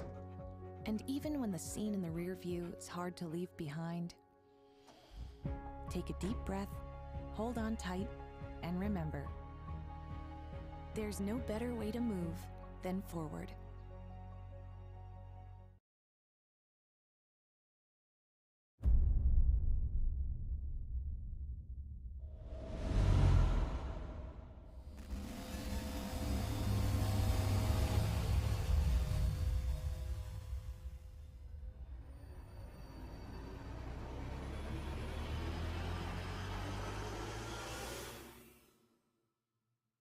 And welcome back in, Erie Tiger Network, start of quarter number 4. Erie will now go right to left on in the canvas of your imagination is where they are going right to left. And they will start at their own 44. Barnett in the shotgun. He's got 2 wide to the far side, 1 to the near side. Barnett takes the snap, runs read, gives it to Ronan Ward, cuts it back to the right side, across midfield, squirts through a hole, across the 30, down to the 20-yard line, and Ronan Ward has been the straw that stirs the drink here in the second half. My goodness! Yeah, and one of the keys to the game that was so long ago that we talked about was somebody needs to step up and trade Connor's absence, and Ronan Ward has been that guy today. 36-yard run by Ronan Ward, and he has been explosive. He now has 134 on the ground in 9 carries, 14 yards a pop. 1st and 10 for the Tigers. Ball spotted at the 20. Barnett in the shotgun with Ward. He'll shift him to his left. Barnett takes the snap, gives it to Ward, and this time Ward is swarmed by a slew of maroon jerseys, and he's dropped for a 2-yard loss. Yeah, and if you're the Tigers now, you just take your sweet time between each play. You make sure you're on the right page and just be clean with the ball. Don't turn it over. And what started this half as, man, the Tigers need some magic, is all of a sudden Tigers just need to not make a mistake. 2nd and 12 here for Erie. Barnett in the shotgun. Lusk flanking Ward, handoff to Lusk, and again Ponderosa diagnoses beautifully, and it's another loss. So back-to-back 1-yard losses for Erie after the big 36-yard run. Yeah, and Ponderosa's run defense has finally stepped up. Their first 2 negative plays on the day. 3rd and 13. Now for the Tigers, trips to the near side. Barnett in the shotgun. He's got 1 wide out to the top of the formation. That's Lettuce. It's Kogel, Meredith, and Levine, and a bunch on the near side. Ball spotted at the far hash at the 23. Barnett taking his sweet time. Tigers now suddenly a friend of the clock instead of a foe. Barnett takes the snap, rolls the pocket to his left. He's going to run it himself, and he will run hard across the 20. He got hit really hard on the thigh, and he is really slow to get up. A pickup there of 5 yards for Blake Barnett. Yeah, and if I were the Tigers here, I would maybe consider kicking a field goal, not giving this Ponderosa defense any momentum to build with. Tigers are sending out Evan Rarick for Barnett on 4th and 9. And I kind of agree. I almost think you're up 11. Make it 14 with the field goal. They're definitely in field goal range. The ball is at the 19. They're going for it with Rarick. Interesting decision here for the Tigers. Rarick takes the snap, runs read option, gives it to Lusk, right side, nowhere to go. And I kind of think the Tigers lost what down it was. I mean, the play call along with the decision, you just ran a quarterback out for their first play of the game. I'm not sure what that was, Tigers, got to be honest with you there. Yeah, and it felt like if the Tigers come down and score there, Ponderosa has absolutely nothing going, but now they get a turnover on downs. Offense comes back out. If they score, they go for 2. It's a 3-point game. Barnett back out there on defense. Man, I cannot believe the Tigers didn't kick a field goal there. 1st and 10. Stryker takes the high snap, rolling to his right, looking downfield, fires the deep out route, and that was a long developing route, but a good one. In coverage there was Hall, and making the catch was Liam Edwards. Yeah, and one thing that the Tigers have struggled with offensively, going back to the turnover on downs, has been in the red zone. They've turned it over on downs twice. Stryker in the pistol, ball at the 31, takes the snap, looks, fires, almost intercepted there by Hall. The quick game for Ponderosa is being eaten alive right now by the Tigers. Somehow the receiver held on to it, and then it was 4 yards. It was a quick little turnaround pitch and catch, and a 4-yard one at that. And so decent gain there on 1st down, actually. 2nd and 6 now for Ponderosa. And the pistol again is Stryker. He's got 2 wide to each side of the formation. Takes it, hands it. Nice hole up the middle. Big gain across the 45, across the 50, twisting his way into Tiger territory. Down to the 46-yard line is their little scat back Sean Davis. And a solid pickup there for Davis. Yeah, first time Ponderosa has been in Tiger territory this half. Stryker quickly to the line of scrimmage. Snap, give, Davis, right edge. Big yardage there, and finally met after a gain of 12. Tigers can't just take this one for granted. They had all the momentum. They drove down, and then they just kind of got lost in the wash of this game somehow mentally. Either that or it's something about going this way. Maybe the field is tilted. 1st and, well, the chains weren't set. So the officials let the Mustangs run the play. I have no idea. Right now everyone's confused. The officials are meeting. That was so fast. I didn't see the chains ever get set. And 1st down is all that they're calling. So they met and they determined it was a 1st down, and it is. So 1st and 10 for Ponderosa at the Erie 37. That was a little confusing sequence. 8:32 remaining in the 4th quarter. Tigers up 11. Could have gone up 14. They ran it on 4th and 10. I honestly, Dylan, I think they forgot or thought it was 3rd down. Yeah, definitely an interesting play call, and officials are meeting on the far side with the chains, and I'm not exactly sure what's happening. I thought that whenever Ponderosa ran that play, they were at the 46, and they only got to the 37. Yeah, okay. So, and they're bringing it back, and it's going to be 2nd down. So, very interesting okay, sequence. 2nd and 1. So, ball at the 37. Snap, give, Davis on the edge, stacked up by Logan Gilmore, but I think he got a 1st down. Got the nose of the football really close to the 35. They'll actually mark him down at the 36, but just on the good side of the 36 from a Ponderosa perspective. 2-yard pickup there for Davis. Yeah, and one thing with that was the clock was stopped while that conversation was going on, so no time ran off the clock after the run. Pistol formation again. Stryker keeps it himself, right side, and he gets swallowed up out there on the edge. Lucas Booth out there on an island trying to make a tackle, but a decent little pickup there for Stryker. He pulled it down, he ran it to the near side and picked up 4. Clock will run, 8:06 remaining here in the game. 2nd and 7 or 6 here for the Mustangs. Quickly to the line of scrimmage. Stryker in the pistol, ball spotted near hash. He turns, hands it. Davis trying to get to the edge, squeaks through a hole. He does get to the edge, and then he is dragged down by Noah Garcia, but he will pick up another 10-ish yards, and right now the Tigers giving up that edge. Tigers a little bit gassed too. They're trying to Players are desperately trying to run off the field, and a player is shaken up for Ponderosa. That is Davis, who's down on the field, and that will give the Tigers a chance to maybe recalibrate here. 7:47 remaining in the quarter. We'll take a quick timeout here on the Erie Tiger Network.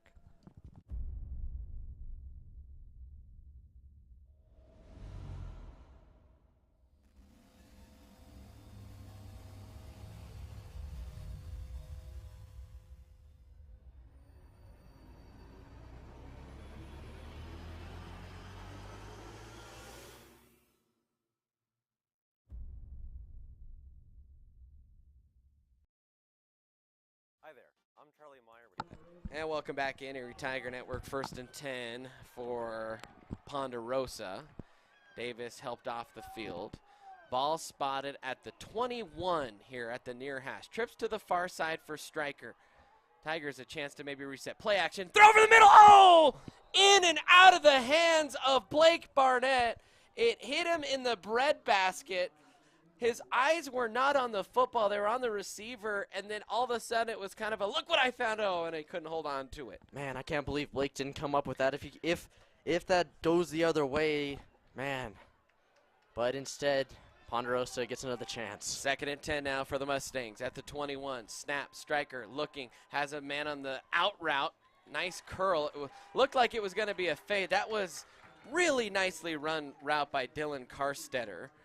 And he will pick up 7 yards there on 1st down, or 2nd down. 3rd and 3 here for the Mustangs. Yeah, this is a huge play in this game. It's definitely 4-down territory for Ponderosa, though. 7:25 remaining here in the 4th quarter. Stryker checking in with the sideline. Ball spotted at the Tiger 18. Got to get to just inside the 16. There's the pass. Intercepted! Intercepted! Going the other way are the Tigers. It's Terranova. He's across the 30, across the 40, cuts back over midfield. Preston Terranova across the 30. One man to beat. He beats him. Oh, and they're blowing the play dead. They said he stepped out of bounds as Terranova collapses into the end zone. Oh, I didn't see it. I couldn't hear it. And all of a sudden you could see a couple people stop there, say that Preston stepped out around midfield. Either way, it's still an interception and a big return for the Tigers. Preston Terranova, his 2nd pick of the game, as he has just gone supernova. Yeah, and Terranova looks like he's cramping up after that return. That was a whole of a 100-yard return, even though he only got to the 50.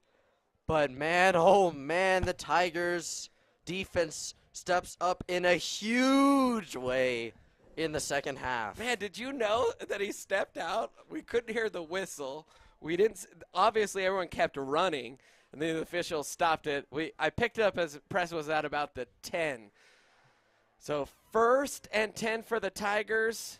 Terranova still cramped up over in the end zone, just now coming off the field, and gets the crowd into it, and the Tigers 7-11, up by 11. If you get a touchdown here, oh man, it's hard to see Ponderosa coming back and winning this game. 1st and 10 for the Tigers at the 46-yard line, their own 46. Barnett takes the snap, hands it off to Ward, and he is gobbled up, devoured by a couple of Ponderosa jerseys. No gain on the play.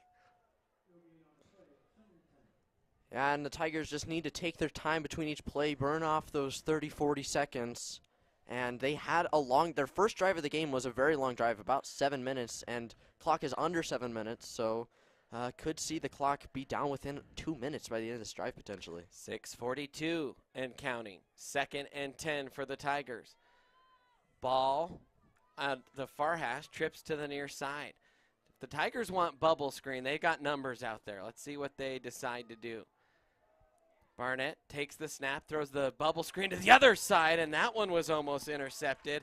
The defensive end or outside linebacker got his hands up, almost plucked it out of the air. That was Carson Keach. Yeah, and I was very surprised Blake didn't come to the near side. There was only 2 cornerbacks for 3 receivers. The screen was a legitimate option, and then Ponderosa only had 1 safety deep, but Tigers catch a break there. That could have gone back the other way. That will stop the clock, too, more importantly for the Mustangs. Barnett in the shotgun. He's got Ward flanking him to his left. Trips on the near side. Barnett called for a man in motion, now looking to the sidelines. Instead, they'll reset here. Still a bunch formation here to the near side. Barnett takes it, runs read option. He's going to keep it himself. Up the middle, breaks a tackle. He's got a first down and twists his way inside the 40, down to the 39. Yeah, and the read option, which has been just real bad for the Tigers today, finally works and picks up the third down conversion, and the Tigers are into the Mustang territory. A 14-yard pickup down to the 39. Barnett has 106 yards rushing. The Tigers 287 on the ground. And they've got a fresh set of downs with 6 minutes and counting on the clock. And those 287 yards are without Trey Kana, so the Tigers have really stepped up. Barnett in the shotgun. 2 wide to the top of the formation. Tigers waiting for the play clock to roll all the way down here. Barnett now takes the snap, gives it. Lusk dropped for a loss of 2, maybe 3 even. As Ponderosa, they know the Tigers are waiting. They're watching the official, and then the Tigers snap, and everyone in the building knows it's going to be a run right now, and Ponderosa teeing off on that. Tigers could catch Ponderosa with their hands in the cookie jar if they could execute it. Yeah, again, it looks like on this 3 receivers to the near side, there's only 2 cornerbacks and 1 deep safety for Ponderosa. And the inside, the slot quarterback is cheating a little bit on the run. 2nd and 13 here for Erie. Barnett again, letting clock melt. Now the official has his hand up, so 5 on the play clock, and a hard count. Oh, they got the jump, but on the near side in the bunch, Mason Kogel jumped himself. So is it Pondo offside, or is that going to be a false start? Yeah, and the far line judge had offsides. The near line judge had false start potentially. And it will be a false start. Unfortunate there. Mason Kogel jumped himself, and anytime a tie goes, the penalty goes to the offense. And so back up the Tigers 5 more yards. 4:54 remaining here in this one. It'll be 2nd and 18. Barnett in the shotgun. Clock stopped. Actually, clock now rolling, 4:40 and counting. In some ways, you have a false start, the clock still runs. Why not just keep false starting? Handoff left side, Lusk. He is stacked up at the line, and he got maybe a yard. And now a timeout on the field for Ponderosa. 4:27 remaining here in the 4th quarter. Tigers lead at 36-25. We'll take a quick timeout here on the Erie Tiger Network. Hi there, I'm Charlie Meyer with the Erie Tiger Network, and I'm here to let you know that we have a Patreon page. I'm not going to use all kinds of flavorful speech to convince you to join it. However, I will say this. Erie Tiger Network is a super cool class that provides great opportunities for both student athletes and aspiring broadcasters behind the camera. I mean, look at me. I get to film a commercial in front of an empty football field. Yes, sir, this is the life. So please, head to patreon.com/Erie Tiger Network to help support us today. Front Range Landfill puts all your needs in front of everything else. Front Range Landfill won Erie Chamber of Commerce Business of the Year Award, as well as being featured on national television. We are very proud of our facility, and we welcome the opportunity to address your disposal needs. Our focus is on customer service. Welcome back in, Erie Tiger Network. 3rd and 17 for the Tigers. 4:27 left on the clock. Tigers will run it. It's Barnett, and he will basically squat down as there wasn't much running room. Ponderosa just selling all out for the run. On 3rd and 17, not a real incentive to throw. At least make Ponderosa continue to burn timeouts because they're down 2 scores, and you can pin them now real deep, and they will take a timeout here. We just got our Worth Chiropractic Players of the Game sent to us by Zach Worth himself, and it's Preston Terranova, our Worth Chiropractic Player of the Game, with the honorable mention to Blake Barnett. They combine patient-centered and evidence-informed chiropractic care in treating their patients. They want to get you out of your pain as quickly as possible and get you back to doing the things you love. Check them out today at worthchiro.com. So congrats to Preston. He was adamant that we still had Preston's corner. He said, we have not lost since we started that segment, so we got to keep it rolling. And now he's going to have to find out a way to do it again over Thanksgiving break if the Tigers can hold on here with an 11-point lead and 4 minutes and 20 seconds left on the clock. Man, are the Tigers going to run another fake punt here? I don't think so. They will motion. Blake, well, they do have... They motioned, and the quarterback is Evan Rearick, but we've seen this before. He will probably punt this. I think that's Barnett, actually. Now Barnett in motion, and they got Ponderosa to jump. At least I think they did. Why not? Yeah, and the trickery with the double quarterback set up, and now you're at the 41, and you're in a much better position to run a fake, and they're going to do a very similar setup. Rearick lining up as the punter again. 4th and 11. Rearick will motion. We've seen Rearick do these little pooch punts. The reason the Tigers like it, there's no one there to return the punt. And a timeout coming from the Erie sideline. I think they say, you know what, let's just get our punt team on. Let's execute this and try and get this ball pinned deep. So the Tigers have it on their 41. You really don't want to punt it into the end zone because then it's an effectively, well, only a 21-yard punt. Can you pin it down? And that's maybe part of the thinking there is, hey, you can do kind of a pooch punt. That one will bounce down. You'll probably get it down around the 10. Yeah, I'm very surprised that they didn't run that pooch punt. I did like the call. They had Blake come in motion. I believe it was against Silver Creek. They had that play where Blake came in motion. He took the handoff, and he took it to the end zone. And again, they're going to have a fake punt unit come on. Wow. So 4th down and 12. And they're still in this little formation, and it is a little pooch punt by Rearick. And it's going to be caught running backward to catch it was the Ponderosa receiver, and he gets crushed by a slew of white jerseys, Carson Keach, back at the 18. Ultimately, that was a good little return that picked up about 5 or 6 yards. Smart. Yeah, and if you're Ponderosa, you have to score within about a minute or so if you want any chance, because you have to drive from your own 18, get a touchdown, and then recover an onside kick potentially, and then score again, and you would take a 3-point lead. But if the Tigers can limit the long play, Ponderosa's in trouble. 1st and 10 here for Ponderosa. High snap, scanning. Striker steps up, fires over the middle, intercepted! Braylon Tolliver to the 30. Nailed out of bounds at the 20, but another pick. It's the 4th of the half for the Tigers.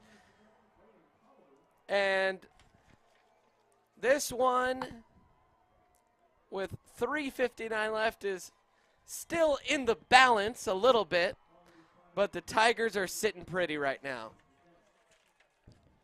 And that may be partially due to Zach Stryker's knee, but he looked real good in the first half, and then 4 interceptions here in the second half. And it was not the type of interceptions where, oh, the Tigers defender makes a great play. He's just throwing it right to people. And the Tigers pass defense has put on a clinic here in the second half.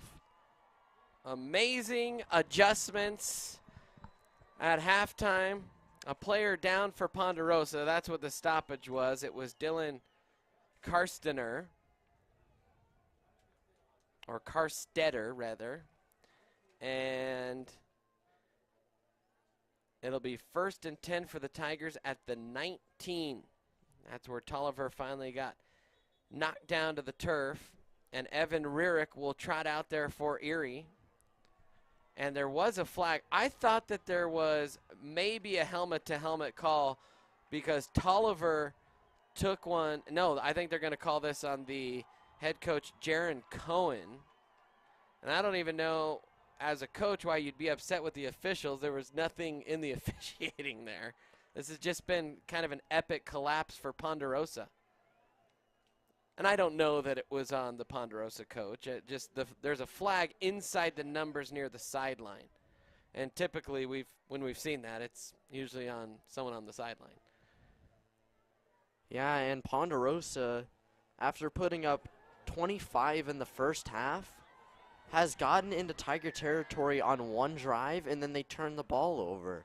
And, man, I don't know what it is. Maybe they got shell-shocked after the quick turnaround, the interception from Blake Barnett on the first drive of the half. But, man, this Ponderosa team does not look the same. First and goal now at the 9.5 is where they move it to. So first and goal, rather, as the personal foul moves the Tigers inside the 10. It's Lusk and Rurick. Rurick, the quarterback right now for the Tigers, in the shotgun. Rurick takes the snap, hands it off. Lusk, right side, trying to break a tackle, and he got sandwiched as he got maybe half a yard on the play. Yeah, and Ponderosa, one timeout remaining. But Tigers, if they score here, it's an 18-point game, and they're going to be able to go to the semifinals and play Broomfield. Tigers exacting revenge here against Ponderosa for the early season loss. At least that's how it's shaping up. 3:21 to go in the quarter. Handoff near side, and once again, Ponderosa, they are full sellout on the run, and they stopped Lusk for a loss of 5, maybe 6. I mean, he was met by 3 jerseys in the backfield. That's one of those where you're content letting the clock run. That's the final timeout for Ponderosa with 3:15 left. Yeah, and if you're the Tigers, you run your one play. If you get into the end zone, then game's over. If you don't get into the end zone, you kick a field goal and you go up 2 touchdowns. Our bigger question right now is, will NFHS pick up next week's game at Broomfield? Please? No, please. For all the tea in China, no. We will be there in some capacity, one way or another, Tiger fans. Last time we were at Broomfield, our internet went down right at kickoff, so and our hotspots had nothing for service. And then the internet came back up, and it was hardline internet, so I'm not even sure why the Ethernet went down. But we'll be there next week with bells on for sure. Broomfield winning 46-0 over Heritage today. Rurick in the shotgun, takes the snap, hands off. Nice little hole there for Lusk, still on his feet, weaving through traffic, down to the 5, stays on his feet, leans it into the end zone for the exclamation point. Gavin Lusk, 15 yards, and the Tigers can taste it now, and how sweet it is. Man, and Gavin Lusk just breaking tackles in the middle of the field. And after trailing 25-8 at half, the Tigers are going to come up with the win. Incredible. There was magic last year against Montrose. This was a different kind of magic, but it was something unlike I've ever seen. And in 2 years, the Tigers have pulled off some things that you don't get to see too often from an announcer's booth. And what a privilege it has been to follow this squad as they'll line up to kick the extra point here.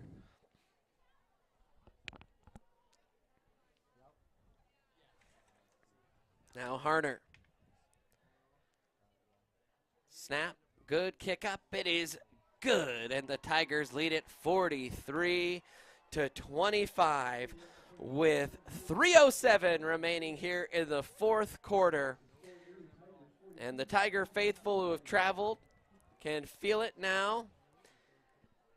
They will take on Broomfield next week, 46-0 winners over Heritage. By the way, Palmer Ridge, after being down 7, is now leading 35-21 with only 4 minutes left. So you got to imagine they will move on. So the only non-chalk team in this bracket continues to win, and that's the Erie Tigers, as the 11 seed Tigers storm all the way back. 25-8 they were down, and they lead it 43-25. By the way, Lutheran knocked off Frederick 21-6. Green Mountain over Palisade 31-6 in the 3A ranks. Roosevelt 48-20 over Evergreen. Durango leading George Washington in the fourth quarter 42-28. So a lot of blowouts here. This one, it's turned into a blowout. It's certainly, I wouldn't classify this as a blowout, but in the second half, it's been a second half blowout. A tale of two blowouts. First half, not as big as the second half. Tigers will take that all day. Goodness, what a crazy game. Harner will send this one deep, taken at the 4. Ponderosa on the return here, and the Tigers give up a big hole here. Nice return. Terranova makes the tackle. And, of course, Preston does. He's having himself a whale of a game. Our Worth Chiropractic player of the game. And I just got flashbacks to the first week right there. Tigers just nobody in the middle of the field. And Terranova almost didn't make the tackle, but fortunately did. Or else all of a sudden Tigers would have to not go 3 and out after a kick return touchdown. But fortunately for the Tigers, Terranova comes up with the tackle. 1st and 10 here for the Mustangs. Ball at the 40. Stryker takes the snap, turns, keeps it on the read option, strings it out to the near side. Garcia will corral him out of bounds at the 44-yard line, a 4-yard pickup. Maybe they'll give him the 5th yard out to the 45. Yeah, 2:52. And with Ponderosa out of timeouts, that's a great job by Stryker getting to the sideline and getting out of bounds. So 2nd and 5 here. And it's surprising that Ponderosa went to the ground there with no timeouts. Stryker in the shotgun takes the snap, turns, fires, near side catch, catching it, falling down backward in bounds. It's a first down. It'll temporarily stop the clock. An 8-yard pickup from Stryker to his target. I think that was Blake Branham. Yeah, and if you're the Tiger defense, just stay smart. Don't do anything stupid. And don't give up a big play here, because that never looks good. 1st and 10 for Ponderosa. They finally get up there. 2:50. They still haven't started the clock here. Yeah, the far side official was signaling for the clock to start. The clock never started. So they're going to... Yeah, that was not an out-of-bounds play. That clock should have been winding. That saved Ponderosa probably 10 or 15 seconds.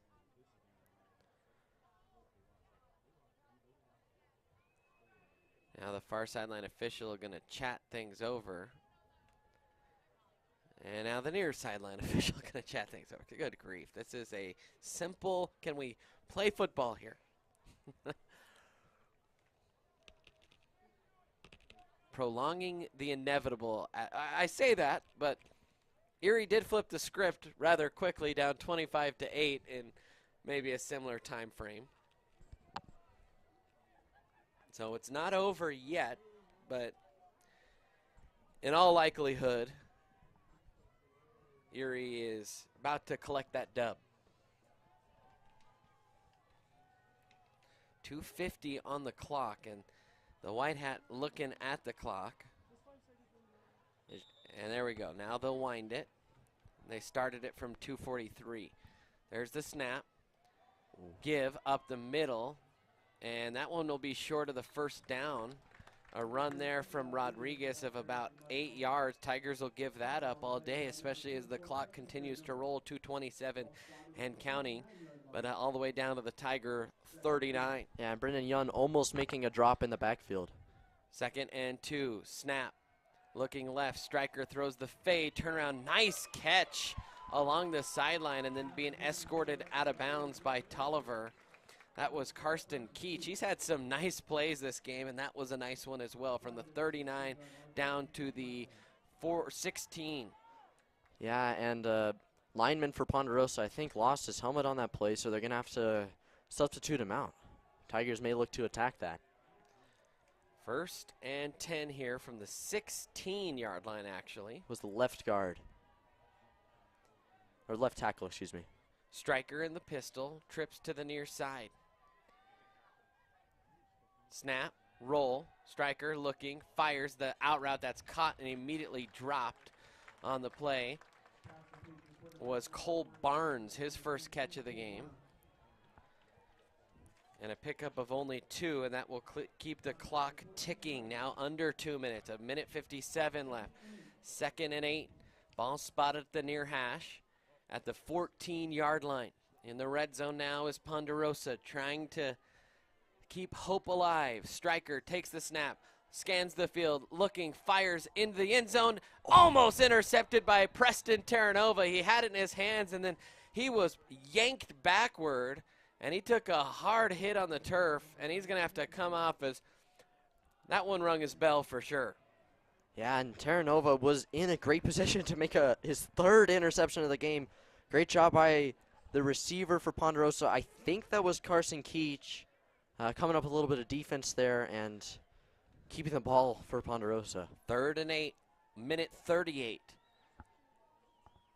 Snap, give, up the middle, big hole there. Tigers collapse on it, and that's going to be a 2 yards short of the line to gain. They needed 8, they got 6. Rodriguez the carrier, and that will roll the clock more. 1:21 and counting. 4th and 2. Tigers could end it here. Tight formation, quarterback sneak formation. Striker under center, drops the snap, had to fall on it, and he's going to be short of the line to gain. It was a sneak play. He dropped the snap, and he will be short, I believe. And the Tigers will take over on downs. And the clock kept running, but doesn't matter. No timeouts for Ponderosa. Erie gets the ball back, gives up no points after trailing by 17 at half, gives up no more points in the game. And what a win for Erie. Coming to Ponderosa and just putting up a statement in the second half. They did not look good in that first half at all. And then they turn it around. Whatever Geiger said in the locker room worked magic. Passing Michael's secret stuff around in the locker room or something at halftime. Whatever it was, I want some of that in my life. So the Tigers will take over. They will win this one, and they will head back to Ponderosa for a rematch after they got smacked pretty good the first time. I would say that this Erie team is not the same team that they were 2 months ago, but Ponderosa's also gotten better too. I mean, they just absolutely crushed Heritage today. Victory formation. There's the snap and the kneel down from Barnett. And they'll have to snap it one more time, and the Tigers will go back to the semifinals for the 2nd year in a row. And when it looked like they were a team that had nothing left in this season, they came out of the locker room and they took over. There's the kneel down. The clock will run out. The Tigers are jumping up and celebrating. They will win this one by a final score of 43-25. And they will play Broomfield next weekend, and we'll have more post-Thanksgiving football again for the 2nd year in a row. And man, this game was a statement of what the Tigers are capable of. We're going to forget what happened in the first half. Look at the second half. Tigers 35-0 in the second half. Defenses did a great job. 4 interceptions. That was the story of the game. And they are going to go and face a really good Broomfield team in that hostile environment. And it's going to be something to see. Broomfield's not giving up any points in these playoffs. Tigers hoping to change that next week, but great win this week. Well, so glad you could join us today. We will do our darndest to secure video rights. If they're there, we're taking them. That's for sure. We won't know probably till later in the week. But, man, the Tigers come away victorious, 43-25, a huge comeback win, and they will survive and advance. A special thanks to Chad Jameson, who was our producer here today. He's tagged along with us all season. Any final thoughts, Dylan? I can't believe what happened today, to be honest, but I bet the Tigers do believe it, and they believe in themselves in these playoffs. They've been the Cinderella team. They're hoping to continue that next week, but if you're the Tigers, enjoy your Thanksgiving. Enjoy this win, and we'll see you next week. All right, thank you, Dylan. For Dylan, I'm Brandon. The Tigers, they move on to the semifinals. Until next time, Tiger fans, I'll chirp at you later.